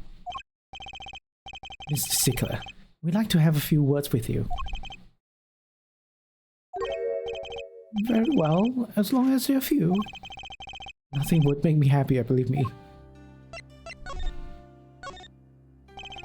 Mr. Stickler, on the night of the murder, you stole... Wait, I can't help but feel that I'm being misunderstood. How exactly? Yes, that night, I obtained a pair of panties. It's true. However, it was my burning curiosity that drove me to do it. Nothing more. You wanted to know the trick to my panties, right? You're here, too? Oh, great Trucy, teach me. Eh?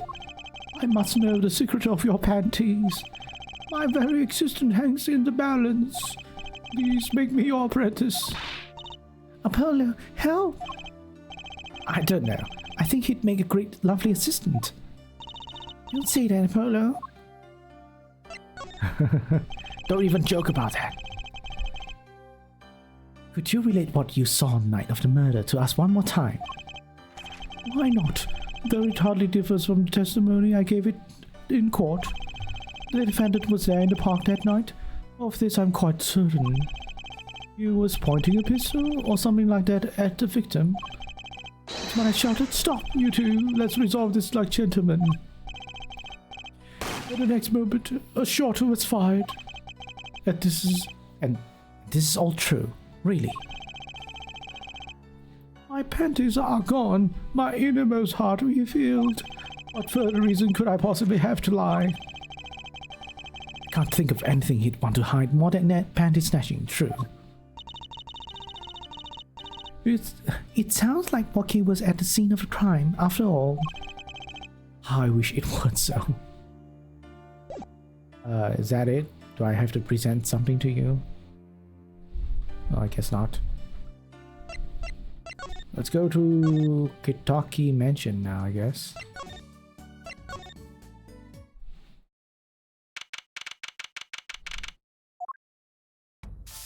Hey, it's her.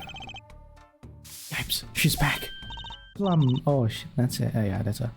Hey, you two. Oh no, she got that same voice as Wesley.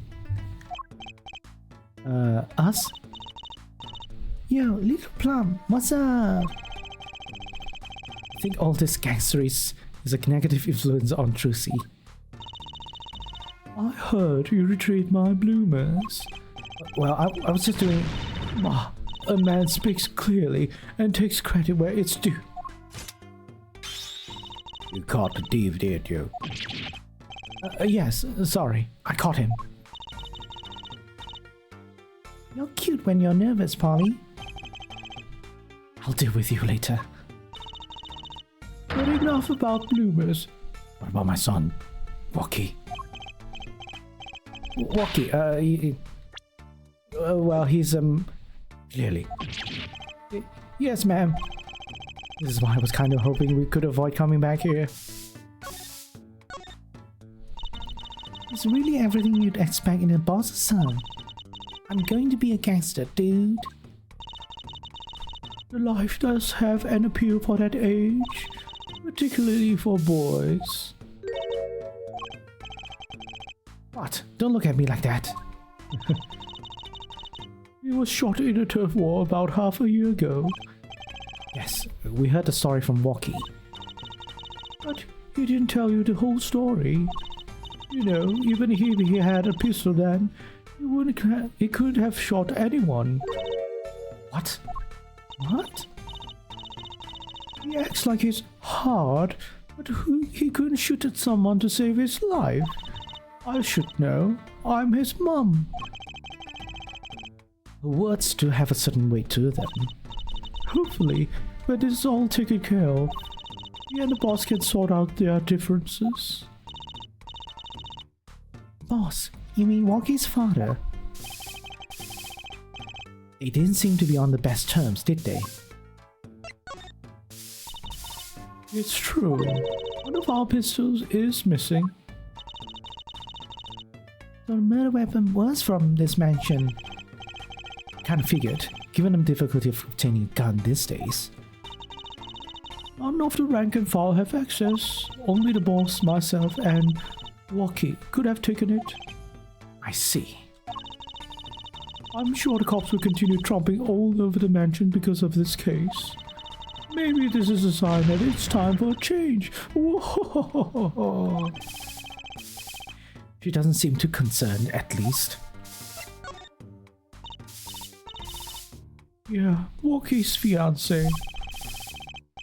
They're getting married next month, correct? I suppose. She's been staying over lately. You don't look too happy about that, little Plum. How'd you guess? Even I could tell that. Could you tell us more about her? Woki brought her home one day. Says he wants to tie the knot. I can see why. She's so pretty. Oh, she's pretty enough, but you know. Nah, it's probably just me being suspicious. Stay in this business too long, and you start to only see darkness in people. You get a nose for it. A nose for people, a nose for trouble. I wonder what that problem is. It's like a gangster's only version of female intuition. The boss may act tough, but that boy means the world to him. Walkie seems, well, it seems like it's against his father's position. It's to be expected. We're in a bit of a transition now. Trying to cut ties to the shadier side of the street and do more of the up and up. Walkie isn't too enthusiastic about the change. It's true. You shouldn't trust your instincts, man. Yes, she does. But why the change? Is the gangster thing just not paying the bills? It pays, but we need a lot of money right now. Clean money, that is. I see. Something must be up. He'll see things the way the boss sees them. Someday. I see. Can we talk about... Actually, I want to talk to you about one thing. This. What? You got no idea about this? Damn you. Why you lie?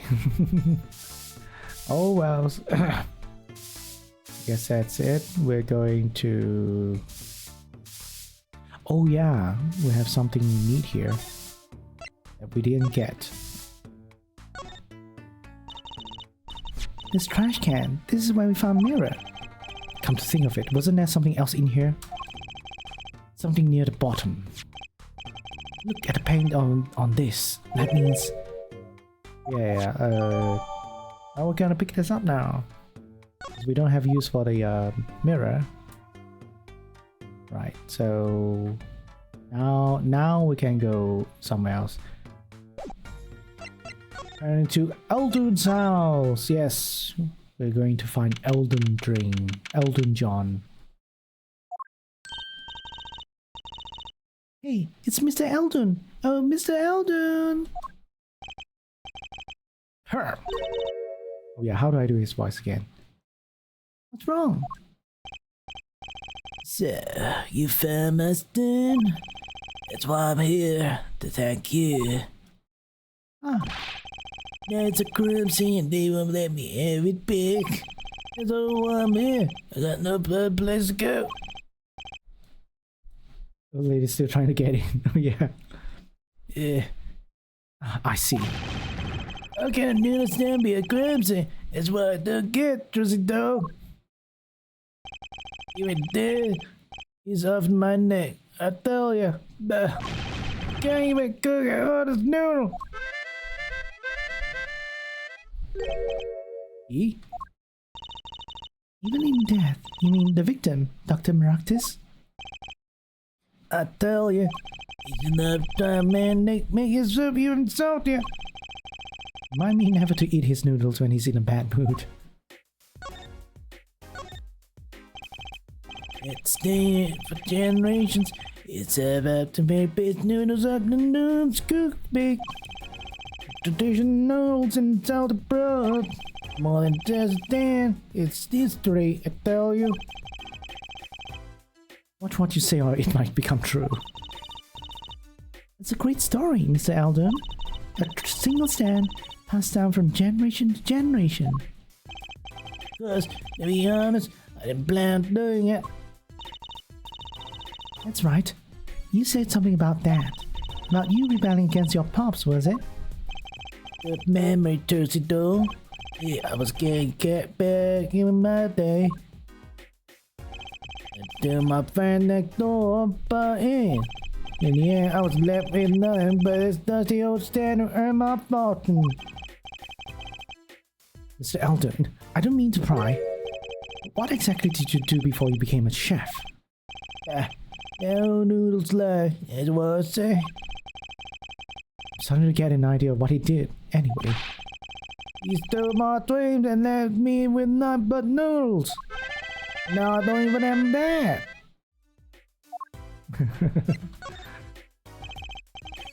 Mr. Eldon, if I might ask, what exactly happened between you and the Maractus clinic? I couldn't help but sense enmity there. Enmity? I am. Hate it. Him acting like he smells like roses when he's rolling in mud. Excuse me? He's the only dog at that clinic, you know? Pretty impressive, yeah? I'll tell you the secret to his success. The mob. I mean, the Kitaki family? They're always having one of them turf wars and whatnot. Always an injury or two that needs fixing. They act their surgeons for some business. They started giving the Kitaki family a good deal. A deal? Every fifth operation for free. They stole the idea from my pops. 1 free bowl of noodles a week, you used to say. Can a doctor just decide to do that? What about the insurance companies? Oh, no doubt it's legal. You got him good with the family. They said he was getting all the businesses in town. Oh, you can't give free medical treatment to people?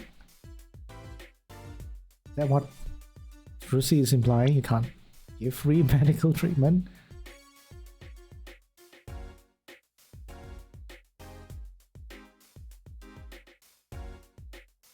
I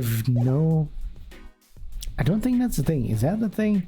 I don't think it's a like people will complain or like it's a criminal thing that you're like treating people for free. Right? I think the only thing it might be illegal is like giving drugs without giving. No, I would say that's still fine as long as the doctor prescribes it. There's nothing wrong to give drugs. Doctors or pharmacists are the ones who are licensed to distribute drugs, prescribe drugs to people. Unless you're talking about they do not go under record, then yeah, probably a crime. Probably a crime. But if you're just treating people for free, still everything is still recorded, everything is above board, then it's fine. I guess they're kind of implying that Dr. Meraktis here is treating the Kitaki family with no records at all. Not really about giving them free medical treatment. Leaving me here in the dark. Up to me to be noodles. I think I figured out Mr. Eldon's former occupation. Can't hurt to ask, Polo. Mr. Eldon, or should I say Dr. Eldon? Figured it out, did ya? That's right. I was a doctor, a surgeon, until the year before last. Oh, goddamn surgeon. So, Mr. Meraktis was your rival. You like those onions they put in the soup broth? Yeah, kind of. You take a spoon, you drink some broth. Those onions will find their way in there. People who like him, that's just fine. For people who hate him, hey, onions, hate him. Okay. Oh, sneaking in from the side, getting away with a good tasting spoonful. Well, that's what he was. An onion boy. That's what I call him. So, weren't exactly friends. Ha! Me and pal Meraktis. Ever since Brave School, we were getting in each other's face. No matter what I did, sure enough, he'd come following along. And he'd do it better than me. Just blow right past without so much as a howdy. I see. It's right. I was surgeon long before he was, you know. Then that no good onion boy comes along. Oh, Trucy, looks like we found ourselves a new suspect. Don't say that. I stay here. I'll first trade my scalpel for a ladle. Sorry, pal. Didn't mean to weigh you down with an old man's ramblings. No, it's fine. By way of apology, you ever get yourself in spot trouble, you drop by. Huh? investigating practice, aren't you? Yes? Well, you want to know about a doctor? Yes, a doctor. That's all I'm saying. You also want to do illegal shit? Damn. Just think of me if you need something, trusty doll. Right. Thanks, Mr. Eldon. I guess the time spent listening to him complain wasn't entirely wasted. Right. I guess we're moving from here.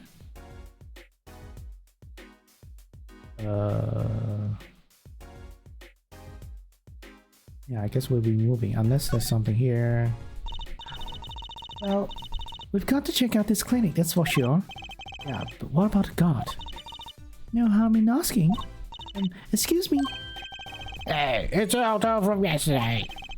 It's the same office that I was standing out by the park yesterday. Business is away that park is that. It's off limits. It's time found.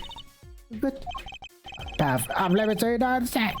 I'll be privileged to clearly it's connected to the incident park. Albeit. no harm in asking. No harm in asking. No gain either. No point sticking around here, I guess. Oh boy. Guess we'll go back to our agency. Then we'll go to detention center now, I guess. 16 detention center visitors room. I was hoping to meet with my client. Okay, Kentucky's just finished questioning. I'm bringing him out. Great, finally. Oh no, I also have to do the weird voice for this guy. Yo, what's up, my little master? It's kind of the same, actually. Eek, oh, what do you call me? Zam, it's you. Sorry, G. Thought you were later. My little imposter sure is a strange nickname. It's a clank bang. You and honesty. Did I say something, pasta? I meant pasta, like poster girl eye. If you're going to drop part of that, why not drop poster and just call her girl? Gosh, she's so much more than that, G. She's like an angel, a fallen angel. So, what can I do for you? What can I do you for? You don't look so cheaper today, Walkie. Worry about your heart condition, maybe? Yeah, well, the wackest thing of all, G's like I'm thinking I am and all that. And young and fair baby boy. Relief to hear. Yeah. Oh, it's a relief. How did your father not tell you? I believe you carry so close to your heart. If not attended immediately, it could kill you. But man, I ain't trying to hear that. I mean, first protect what's relevant between. You know what I'm saying? I'm as my fallen angel. Here you go, cat, listen for me. You're my lawyer, aren't you? Liar, not gopher. So, I hear you're to be married next month. Straight up, we part nuptial 40 out on the stoop. Later, oh snapple cakes, she's so fine. I think he's smitten with her in his own weird way. I was wondering, how did you two meet? I asked Tiala, but she was very vague. Huh? Well, man, if she wouldn't tell you, I'd best on my tongue. You feel me? What? Man, what's past best? She knows that. And with later, I feel like there's nice worth protecting out there. You feel me? And my later, she's down with that all the way. So both of them are mum about their past. Do you think you could tell us what happened with you and Pal Maractus? No. Robo Detective, I just saw your big whisker. Oh no! You, why you sub? Isn't subbing more expensive now? I shouldn't do that, okay? Big whisker. Oh, okay, that one. I see. Well, I'm glad you like it. Thank you, I guess. Something you should know. We Kentuckians are family what you might call few if rival is family. Yeah, about 6 months back, I came to revive his stuff back in there, right? Actually, I kept paying to see this kill. No. And you were shot? Worst thing I ever seen. One shot to the heart, but my homies went too late. Miracle I leave. Already considered one of the 7 wonders of a Kentucky family, you know that? So, you were taken to the Maractus clinic then? You should have seen their face when they wheeled me in. I just let the boss's son die, you know? I'd hate to have been in that doctor's shoes. The Kentucky is scary enough when he's not angry. The bullet that hit you was never removed. It's still threatening his life. That doctor, he did it on purpose. Right around us pay him off, I'm sure of it. You hear more about that night of the murder? Sorry, I need to hear more about that night of the murder. Much is clear. Life in the family is a G thing. It's about being a man. Know what I'm saying? Sorry, I'm not on my G things. I'm not even sure what a G thing is. My old man, he's going soft. He says the old rival gang days are over. He just wants to make money. Isn't that a good thing? Man, there ain't no soul in making money. Better leave fast and die young for Shizzle. Wait till around there, y'all. Everyone will know what time it is. That's right. OG time, all that time. Represent. I don't know. I have no idea. I think it's like doing some sort of like African American person slang. I don't know.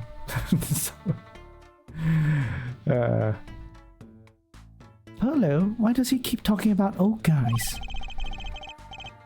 I don't think that's what OG means, Trucy. Okay, oh, it's a lot of happy hits. New, lots of happy hits. Thank you for the happy hits. Let me see what am I supposed to do now. Oh, now I have to present something to you. I looked adorable. Oh, thank you. You look very adorable yourself, New. More adorable than me, okay? Done. About these weapons, the pistol and a knife. They belong to the family. I snuck him out that night. I'm still like doing some sort of like Southern American accent though. So, the killer, Mr. Stickler, says he saw that night was... Guess it was me. I was there, after all. Gak, we're finished. Yo, Wookie, do you think you could tell us exactly what happened that night? Hey, you don't be around the bush, do you? I like your style, shorty. No, am I doing something slightly different than Southern, like Texan accent or not? Can't tell, man.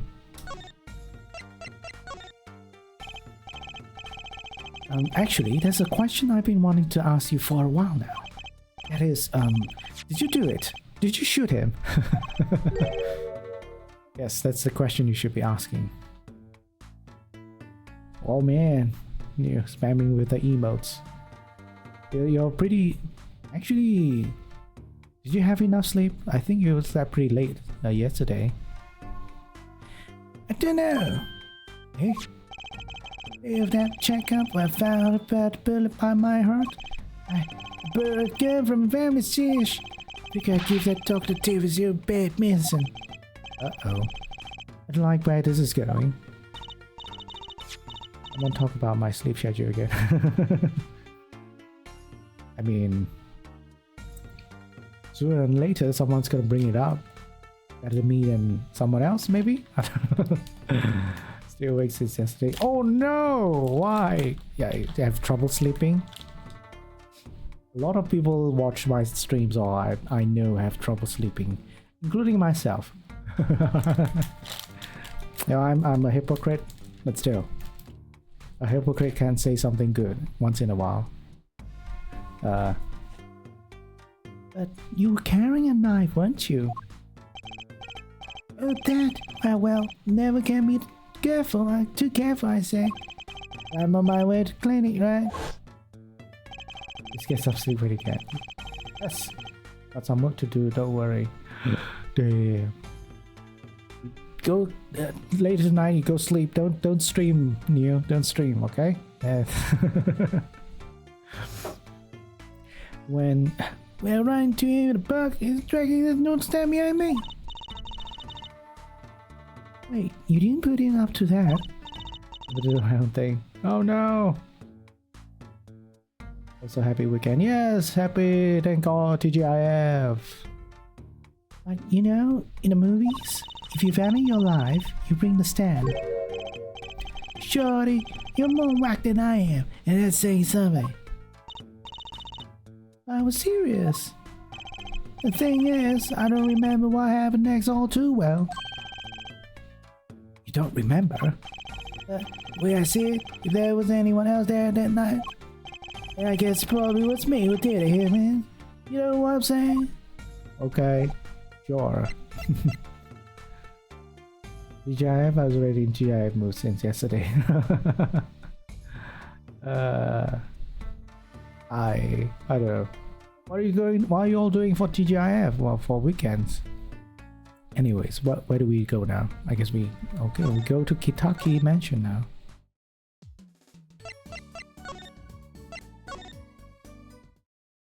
Without a guide, I would absolutely have no idea where to go in this game. Look at that crowd over by the park. Probably people trying to get a glimpse of the crime scene. TGIF, never knew what it means. Oh. But now you know. But why are those girls screaming? I think I just heard one say, "Oh my god, it's him!" Oh no, it's Gavin.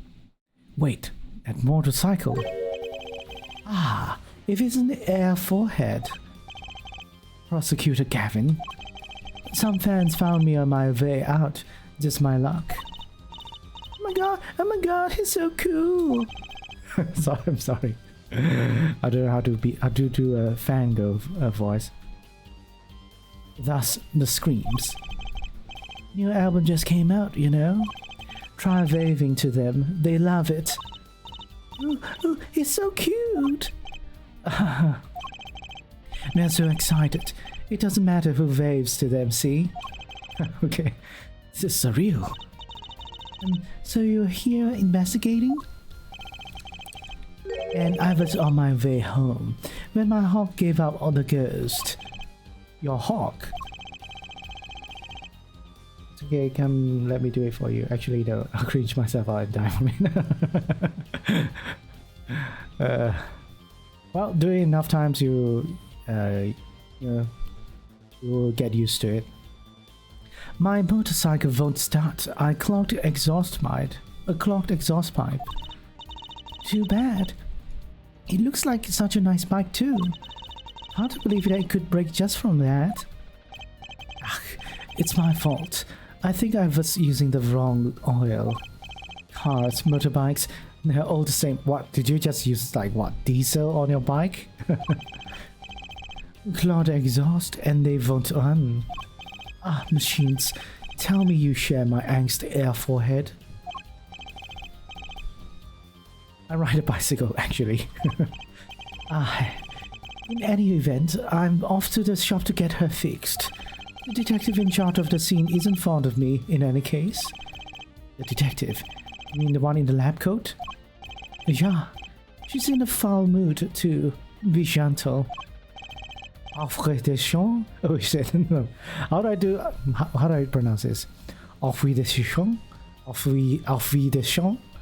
I pronounce it like it's French though. This is probably very wrong. Offre des champs. Offre des champs. I have no idea. Anyways. Did you know Humble Bundle have Resident Evil 2 from 1 to 8? You know, 30 USD, all game from 1 to 2. 1 to 8? Wow. And it's cheap. It's like really cheap. I played all of them. I think I already played all the Resident Evil series. But yeah, anyone who's like interested in like getting into the series probably should like get in on the grab the deal then. Except, you know, if you get Resident Evil 0, don't play it. Or use a cheat to play it, okay? That's my recommendation. Oh my god, there he goes!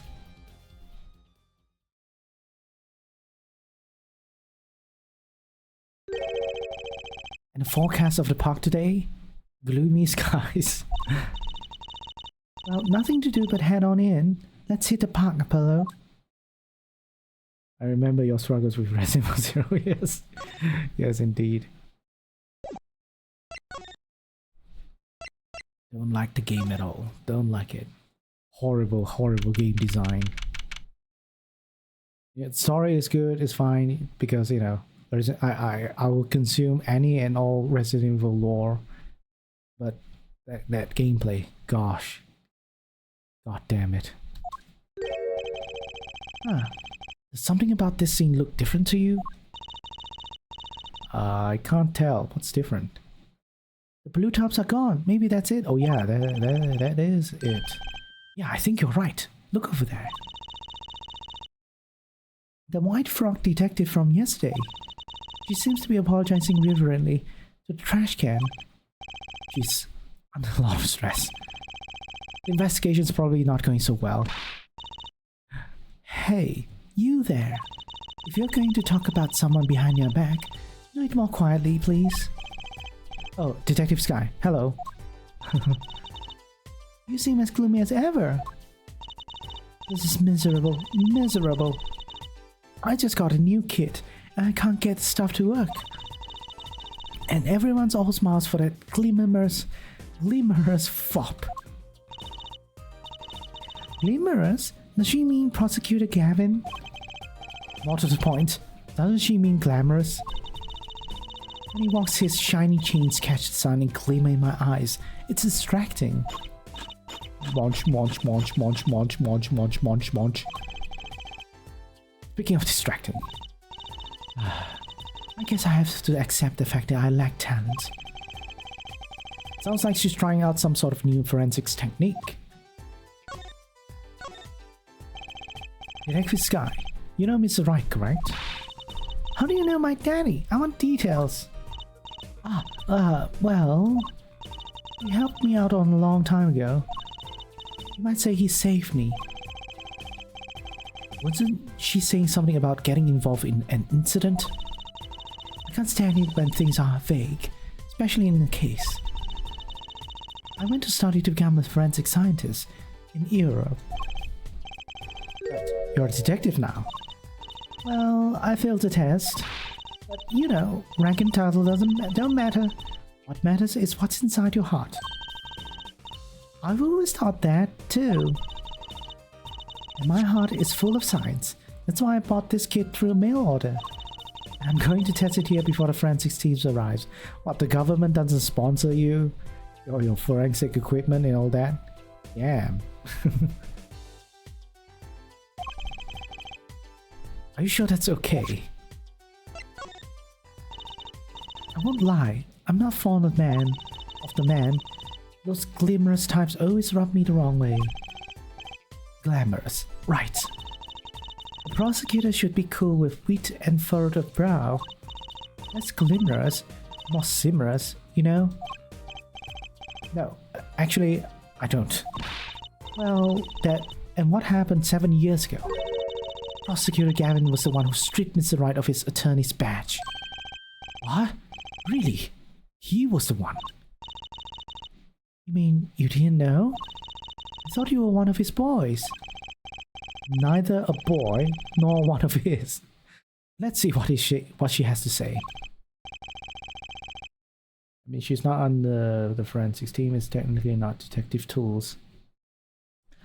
She's not under the yeah, I guess, but she could have maybe, I don't know, borrowed forensic tools or actually have a forensic team come along, you know, to the crime scene and help her with it.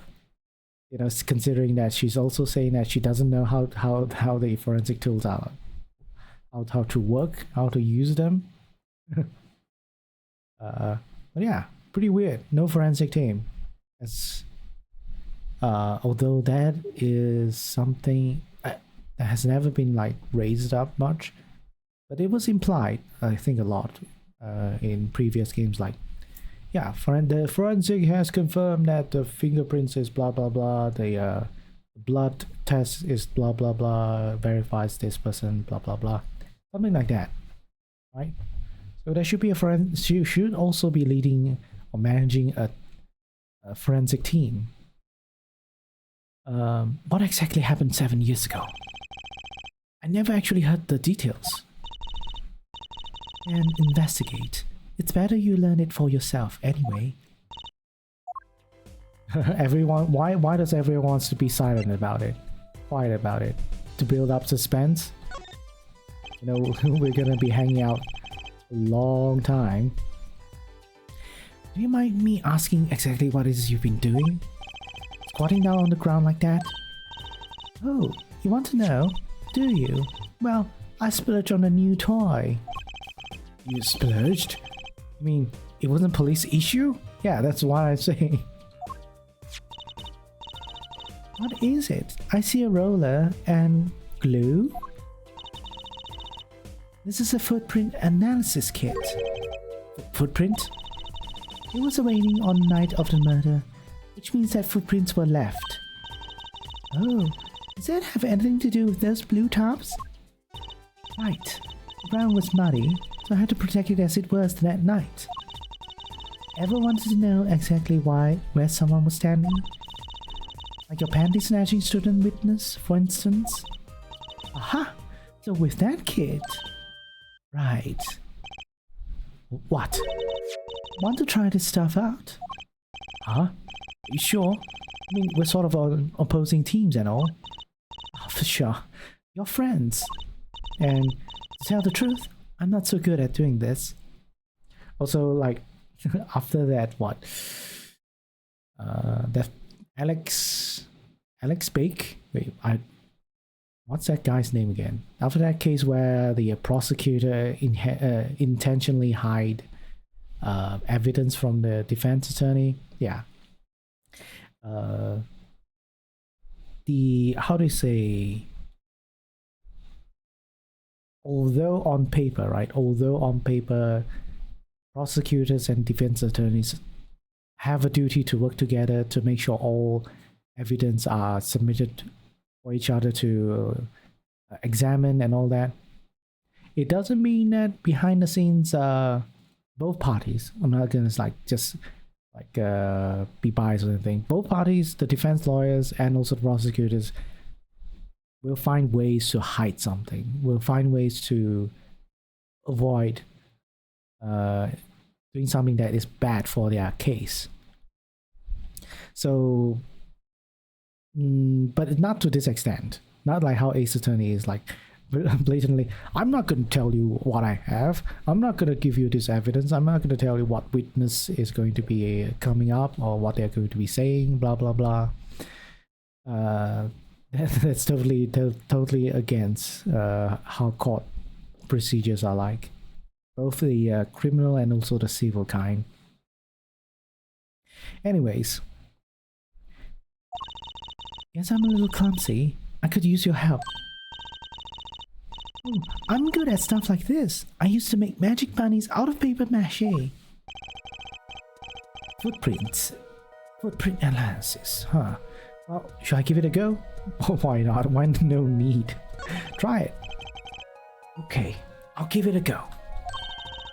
That's the spirit. Right, allow me to explain. One moment. She's reading the instructions for her kids. Why does this not fill me with confidence? First, we have to pick the footprint, or in this case, shoe print we want to analyze. I've taken the liberty of marking all the shoe prints in the park. Well, which shoe print should we start with? We're going to verify the defendant's account. Here's the place to start. Shoe prints. Prepare to be examined. Ooh, this is so exciting. Right. Here goes. First, pour the plaster into the print until it's full. You try it. That's pretty simple. Why couldn't you do it, Emma? How am I supposed to do that? Just press space where you want to pour the plaster. Like this. That doesn't look too hard. If you run out of plaster in your beaker before you're done, you have to start over. How is that possible?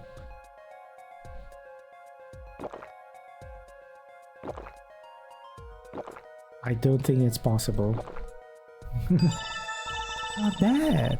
You're handier with that than you look. What's that supposed to mean?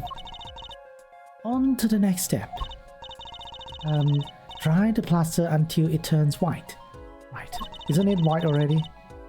Just press space to blast it with the dryer. Oh, that...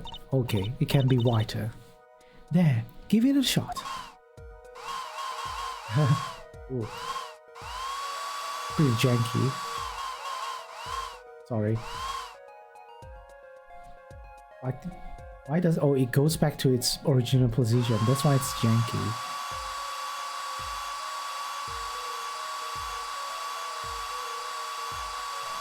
I feel like this is gonna break the mold rather than properly let it harden. Just see what new game on Steam, and you know what? It might be the best game. Called Squirrel with Gun. Oh, I think I've heard about that. I've seen like clips of it on Twitter or something. It's a really silly game.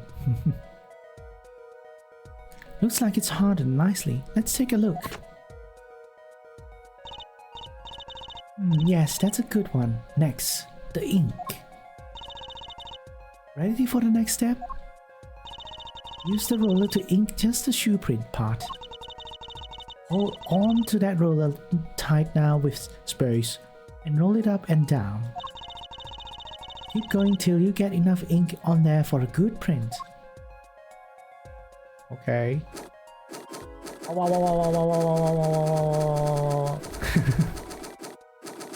This is good. Maybe I've overdone it. Right, now the moment you've all been waiting for. Let's take our print. Ready? Here goes. Chonk. There's gum on the shoe. Let's see if we get a match. Supposedly probably this person's hand? Yeah, it is. Comparing. I mean, you can use your eyeballs. Are we using our eyeballs? So the shoe prints belong to Waki Kitaki after all. He was in the park on the night of the crime. Wow, I can almost see the signs at work. Don't you love it? Nothing feels better. It's definitely way more into this than I am. Just let me know if you want to do some more. I'll be here solving the case with science. Well, that certainly brightened her mood. War analysis footprint, I guess. Detective Sky, mind if we give it another go? Right on. Leave no print unanalyzed, I say. Now to pick which print you want to do. I want to do this. This is the most suspicious one. Why is it facing that direction? I guess leaving the noodle stand. Okay, looking good. Next, to dry the plaster.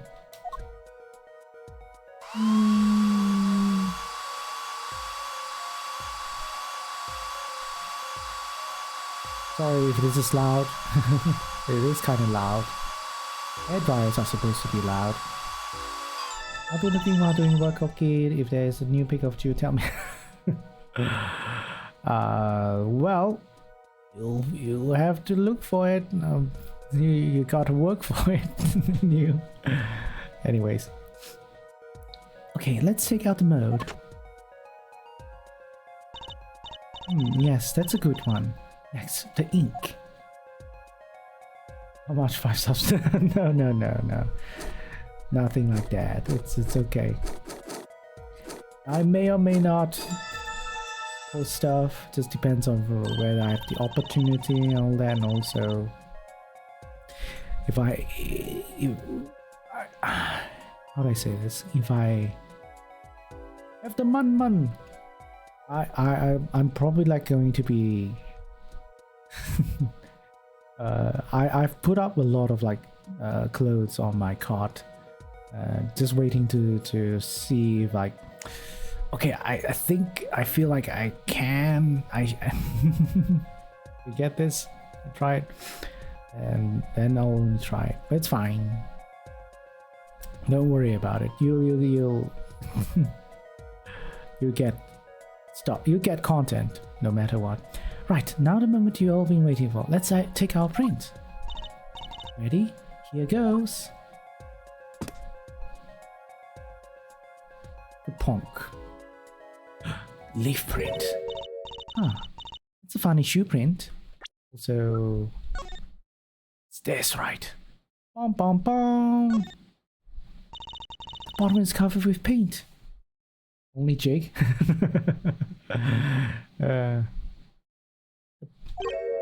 Huh, what's this weird shape here? It looks like a leaf was stuck to the bottom when the wearer stepped in some yellow paint. So the outline was left when the leaf was removed. I got paint on my hand. Apollo, I saw you try to wipe your hand on my cape.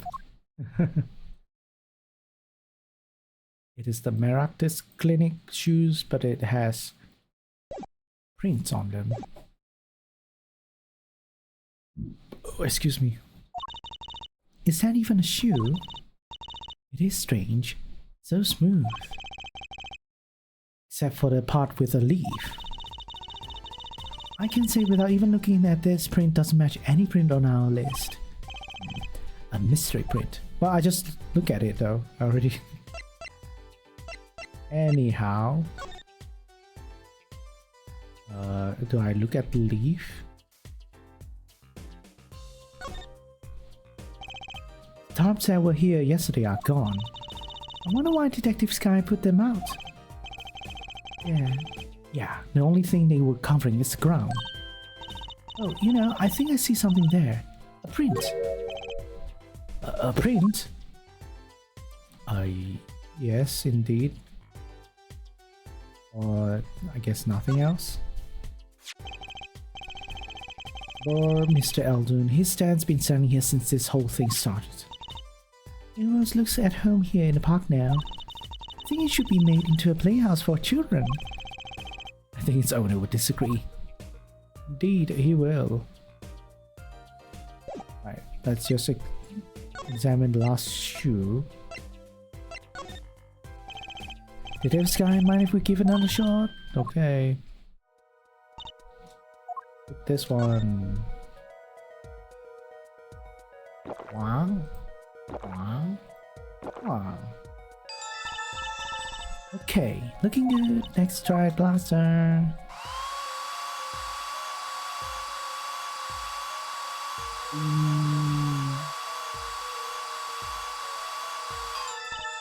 Okay, take the mode out.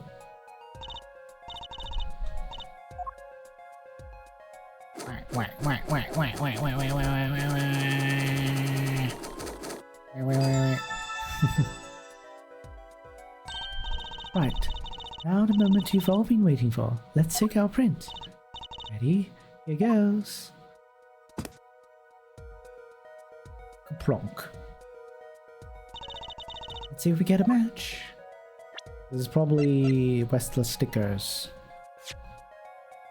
Yes, it is. Eyeballing. Yes, it is the same shoe.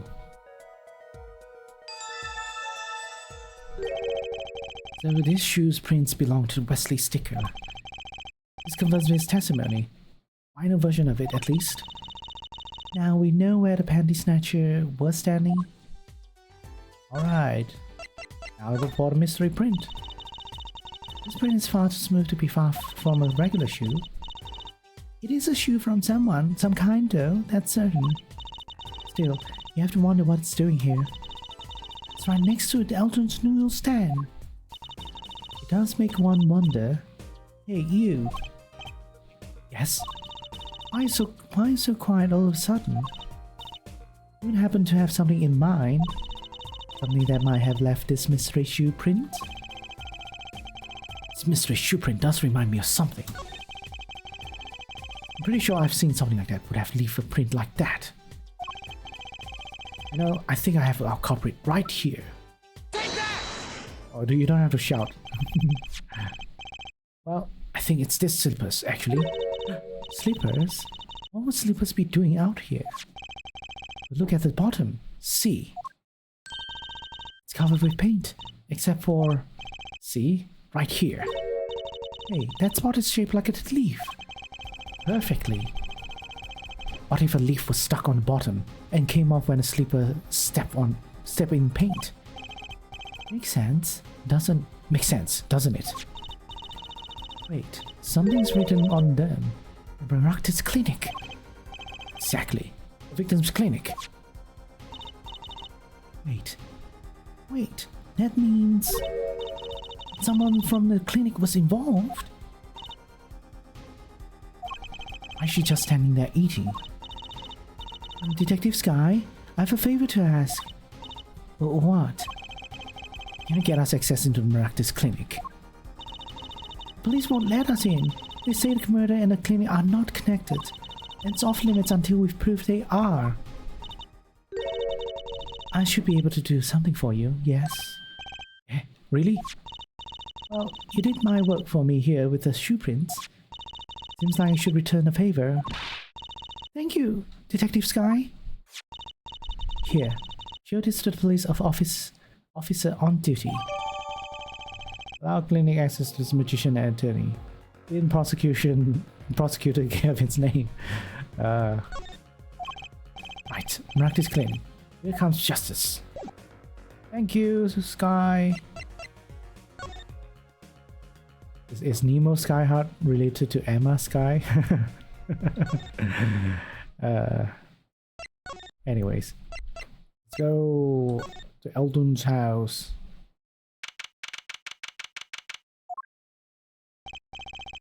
Ah, you two again. When? Oh, when you will learn. Look at me however you want. You're not getting in today. I won't be so sure if I were you. Look what we have. What's this? Detective Sky?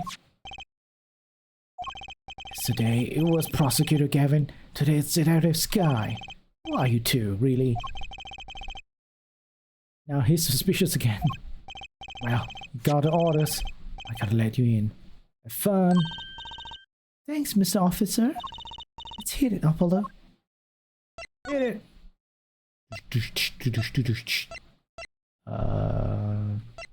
Maractus Clinic, I guess.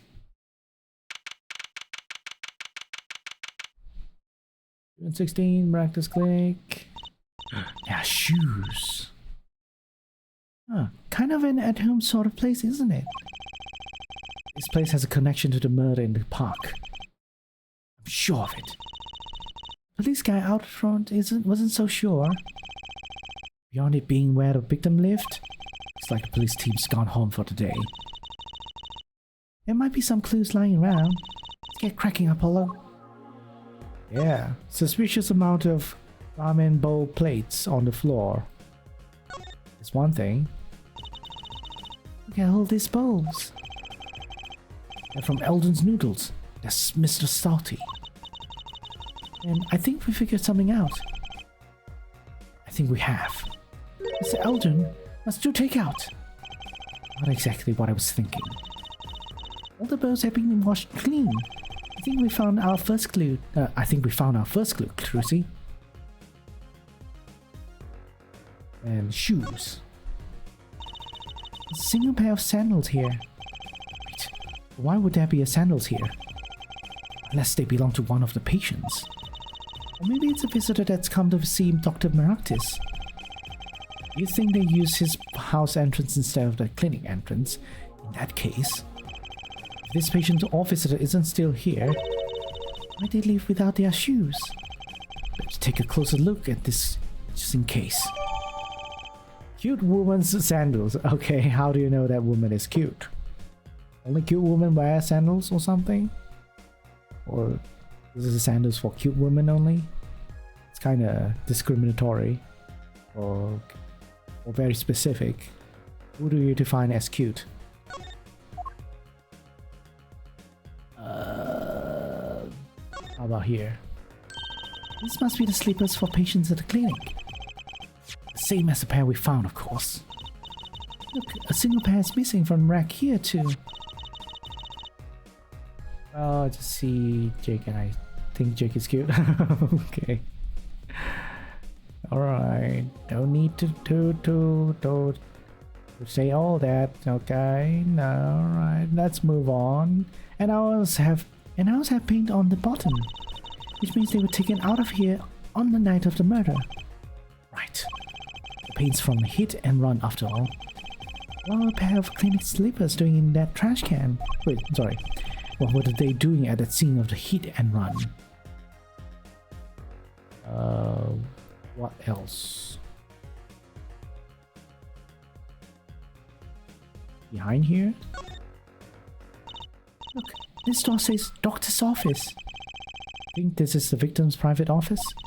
It's unlocked. Too bad. Why too bad? I like opening locks. It's kind of a hobby of mine. Like those little bike locks, don't even bother putting them on when I'm around. It's probably not a hobby you want to tell too many people about. Apollo, that sound came from behind this door. What's in there? Let's check it out. Let's check it out, Trucy. A break-in left through that window. Wait, Apollo, you're too late to catch him now. Must be her experience as a panty snatcher chaser talking. Well, we should tell the police. Let's check the room out first, Apollo. If we call the police now, we'd lose our chance. You're right. She's better at this than I am. One thing's for certain. This clinic and our murder case are looking pretty related now. Let's look at... lamp, maybe? Kind of expensive looking lamp, isn't it? Hey, the bulb's broken. Broken? Don't you mean burned out? No, our cat burglar must have dropped it. Why is it standing up on the floor like that then? Hey, look at the cord. Huh? There's a red splotch on part of the cord. I think that's blood? It looked right for blood, almost pinkish. Something's definitely odd about this lamp, that's for sure. Red stain on the cord. If it's not blood, what would it be then?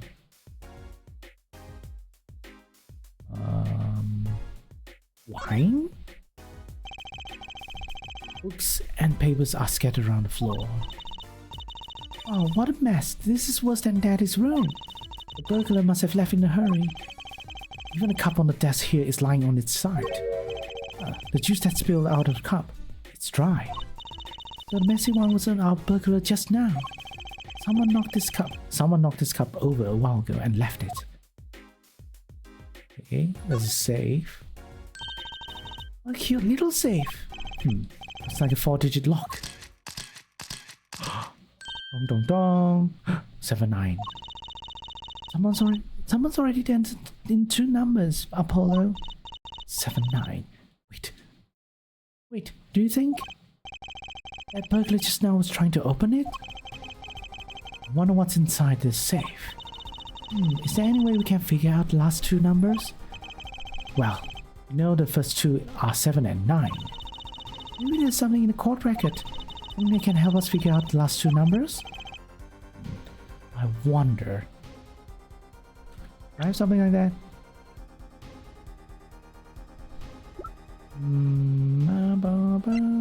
Maybe this. Shoe. Important. Oh, there's some footprints. Yeah, Apollo, you think this is? Huh. This could be a toe print. Maybe you can get a print off of this. Let's try it out. Oh, I didn't know I can do this. Dust. Blow, blow,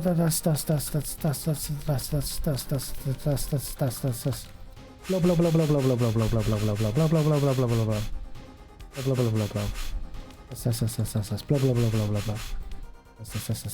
Blah blah blah blah blah blah blah blah. We're not done.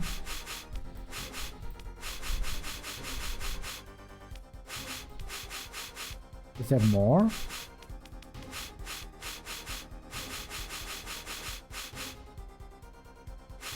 Okay, I just didn't blow enough, I guess. Hey, it worked. That looks like big toe, maybe? Wait, I mean, it's great that we got the print. Is there such a thing as a list of toe prints? Oh, good point. There is. Detective Sky didn't give it to us. It means, come match this print. Seems like a good time to ask the detective's advice. Good idea. Oh, I don't think I have something. Maybe this. I need to examine this, maybe.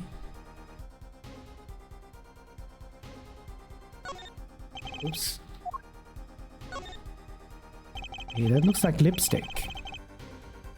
This cord runs to the lamp. It has a red stain on it. Gotta wonder what left that stain. I know, maybe it was left there by a red marker.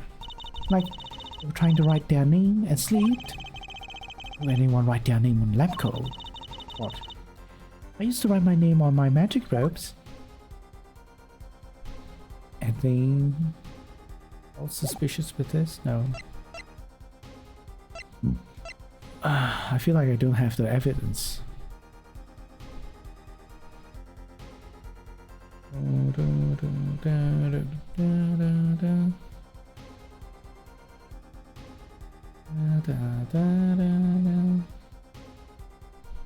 Oh, fingerprint powder. Okay.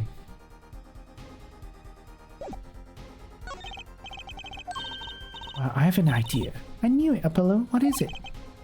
Well, all we have to know is what button has been pressed. We can use this to find out what the next shoe numbers are.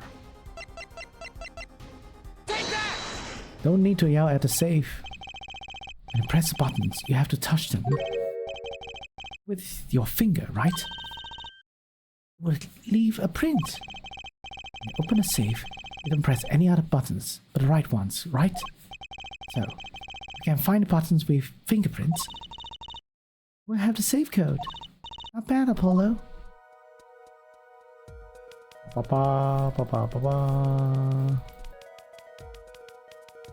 Ooh, blow, blow, blow, blow, blow, blow, blow, blow, blow, blow, blow, blow, blow, blow, blow, blow, blow, blow. We're not done. Blow, blow, blow, blow, blow, blow, blow.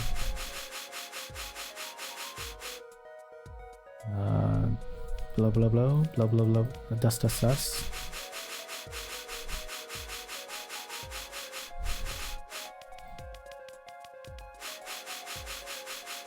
Oh, there's prints on here as well. Look, you can see the oily finger residue clearly. Look at 7 and 9. There's a glow of marks. The burglar must have been wearing gloves.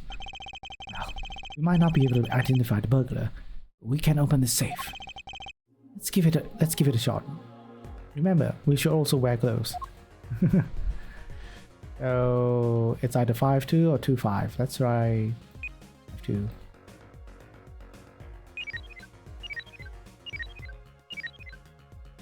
Correct. Order confirmed. Bullet. It opened. This looks like a bullet hole. You can still see the bullet sticking out of it. Why is it in the middle of a safe? Hey, the bullet came out. The tip is all squished.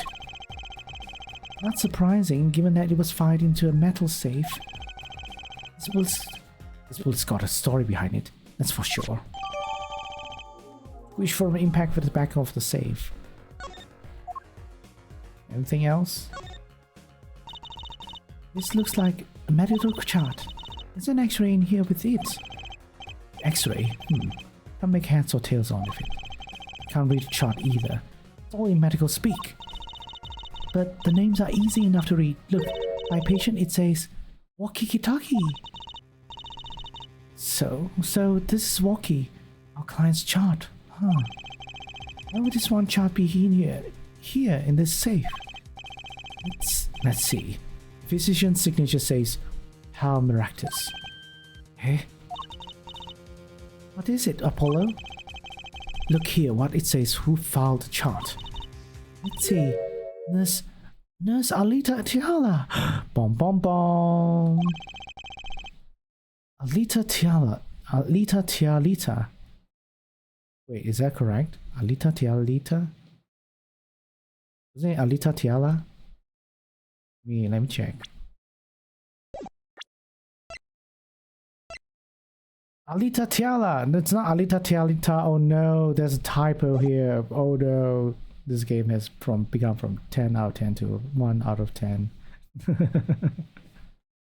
Alita Tiala, not Alita Tialita. Oh no! It's intentional. Oh, you got me. Okay, I spoke too soon. That's one Ita too many, Apollo. Never mind that. What's her name doing here? How should I know? Though, I guess it means she's on staff at this clinic. Odd that she neglected to mention this before now. I'm sure she had her reasons. So, Alita Tiala worked at the Maractus clinic.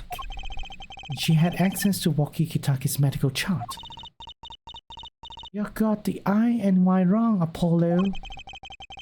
I'd be interested to find out what this chart says. Who could help us decipher this? Elton John. Anything else I need to do here?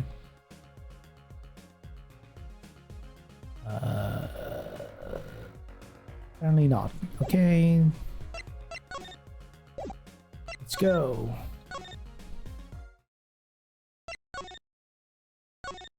Is Elton John going to be helping us? Elton John is not here yet, so I guess not. Go back here, right? Maybe not. Because I need to go to the park. Because I got something for the detective. I know that face. That's the face of someone who's made a discovery. Hey, how did you know? You can't fool someone trained in the ways of science. Next, she'll have us analyzing face prints. Let's just ask Detective Sky to help us, Perlo. I guess we'll present you this and... This guy, I was wondering about this. Trucy, wait. What? This bullet was inside the safe, right? It means the police don't know about it yet. Oh, right. We can use this in a trial tomorrow. Do I have to repeat myself every time? If you're going to talk behind someone's back, do so quietly. She knows what we're talking about. There's sandals. That's quite a clear print, eh?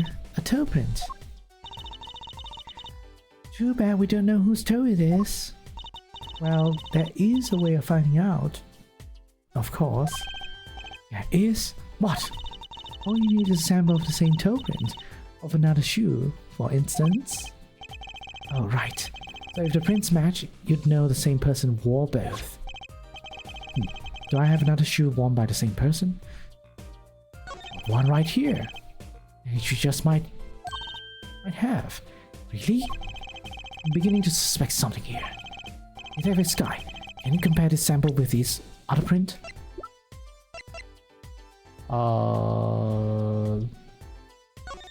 Let me see. Is there something in here? There is! I wonder, could this be a print? Why would there be a finger? Oh, you mean a toe print? Good call, Papalo. We can analyze it just like a regular print. This could be a vital piece of evidence. Blah blah blah blah blah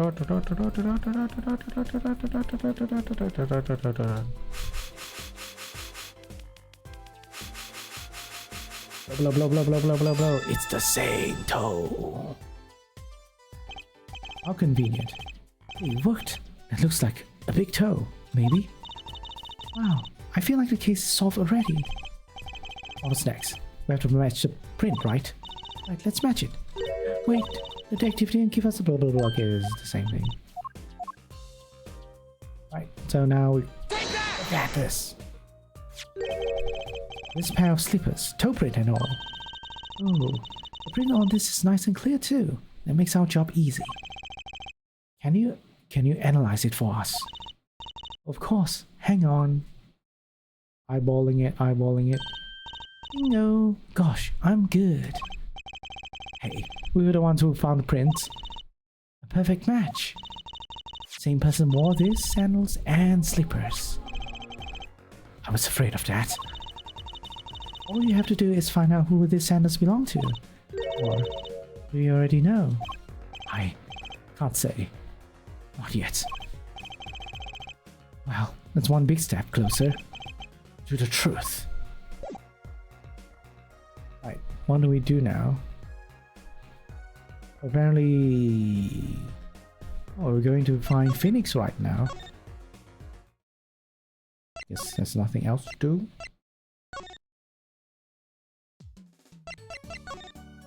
Field Clinic.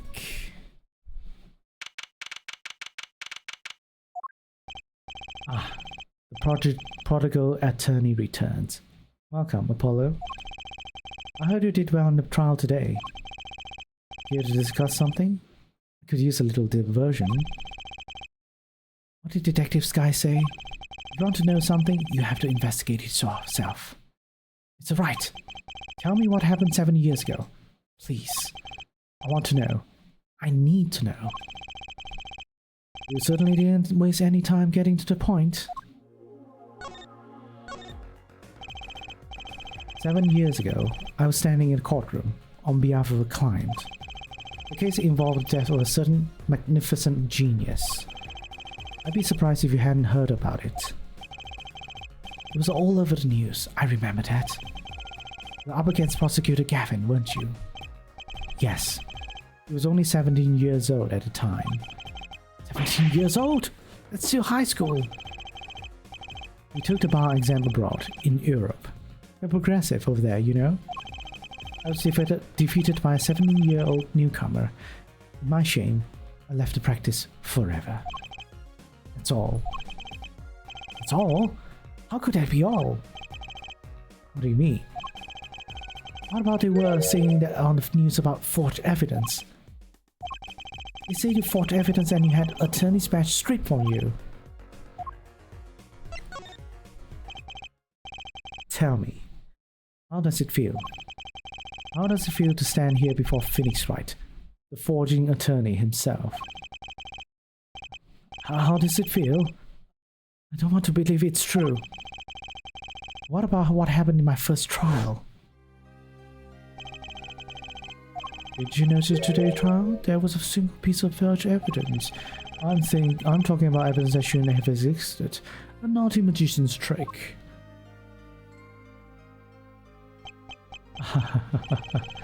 I don't see you jumping to my defense on this one. Maybe I did forge evidence. Maybe I didn't. It doesn't really matter now, does it? But I'm not an attorney anymore. That's the only truth you need to know. It's a right. Looks like he doesn't want to talk about the accusations of forgery for now. Anything else we can talk to you about? Apparently not. Good boy! Apparently we're going to talk to our client again. I would never know to come here, really. The Granger, Daddy's the back and Daddy's. Oh, you again. Do you always have to announce your entrances like that? Yeah, my old man, he man. Okay. Now I'm only in the fucking his fault. One can only assume that his father tried to teach him a lesson and failed, clearly. You two got your work cut out for you, straight up. Of course, I took cave, they locked me up. I'm ready to go. Well, I don't think they're just gonna lock you up. They're probably gonna execute you, you know? Some days, I wonder why I do what I do. Hey man, you won't see me bugging about one or two guilty judges. What if you're found guilty of murder? Hey, it's all experience, you feel me, shorty? Like a bitch, you're funny. They don't give a damn penalty, do they? You didn't really do it, did you? Maybe I did. Maybe I did. If I've learned one thing today, it's that silence speaks louder than words. Damn, our client is pretty annoying. Man, my ume is whack. Disappointing. It's what he says. I heard he wants to leave the mob. Over my dead body. I spent my life trying to keep it real, being an OG and never staying down. Now my old man wants to go with hearts off? Fine, let me. Just leave me alone with it. Here I go, the clink. That's the day early 10 nights start next generation of the Kentucky family. Please don't talk as though it's assumed you're going to jail, for my sake. Okay. Are we going to present the shoes to him? Walkie. You don't happen to recognize this, do you? Hey, sure I do. I was the one who bought him for her. For Miss Tiala? Yeah, a birthday present. She's got mad little feet, man. So cute, man. So these sandals are hers? Yeah, I kinda had a feeling. What's up with that funky vibes? Found in Miraculous Clinic, warrior.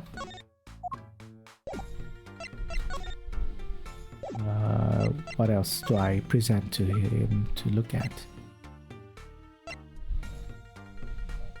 This one? What's that? Some kind of x-ray? Wait. That's right. That's right, Walkie. It's yours. Hey, look, I don't smoke at night. I'll leave now, right? I don't think he gets it, Apollo. Take a closer look. Here, in particular. It says nurse. It's signed Alita Tiala. Huh? You lawyers do your homework. So, you met Miss Tiala when you... Yeah, I met her at a clinic. So... Could you tell us a bit more about the circumstances of your meeting? Fair. I'll tell you how we met if you want to know that, man.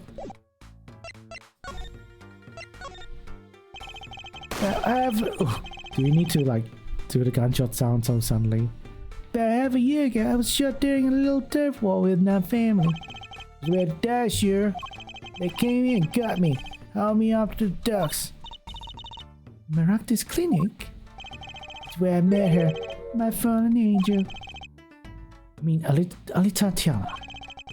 You scared me at first, turns out. But you know what they say, the bad guy always gets their ladies. Right.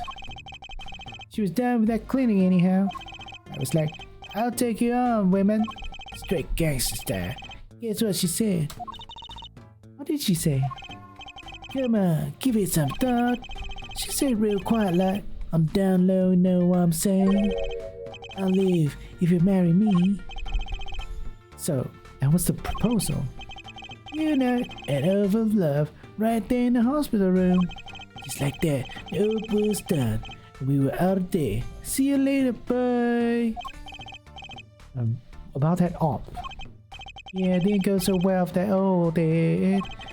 I know about the report. I know it's still in me.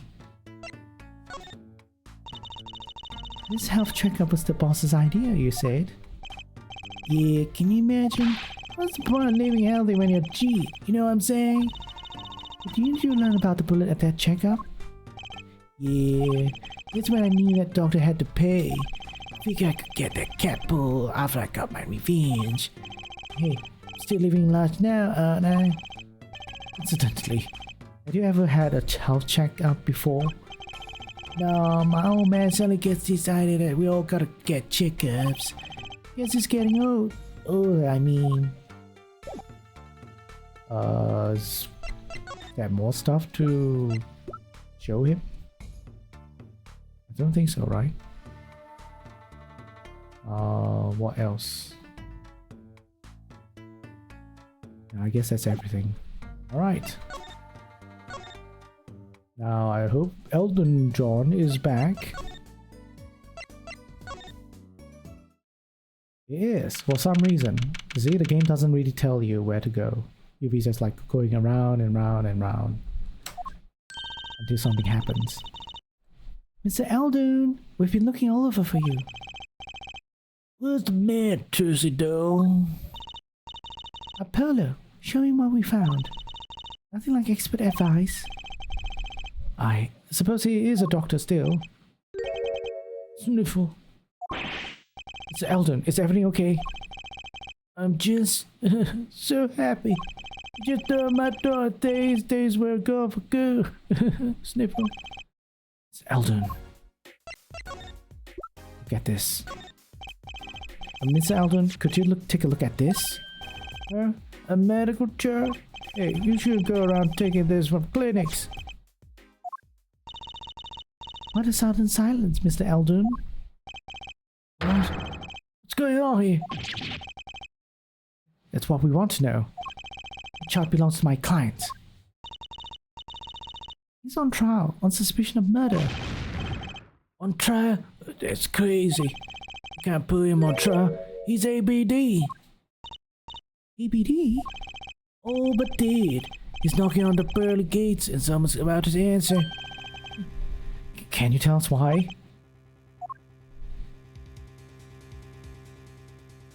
It's fake hair!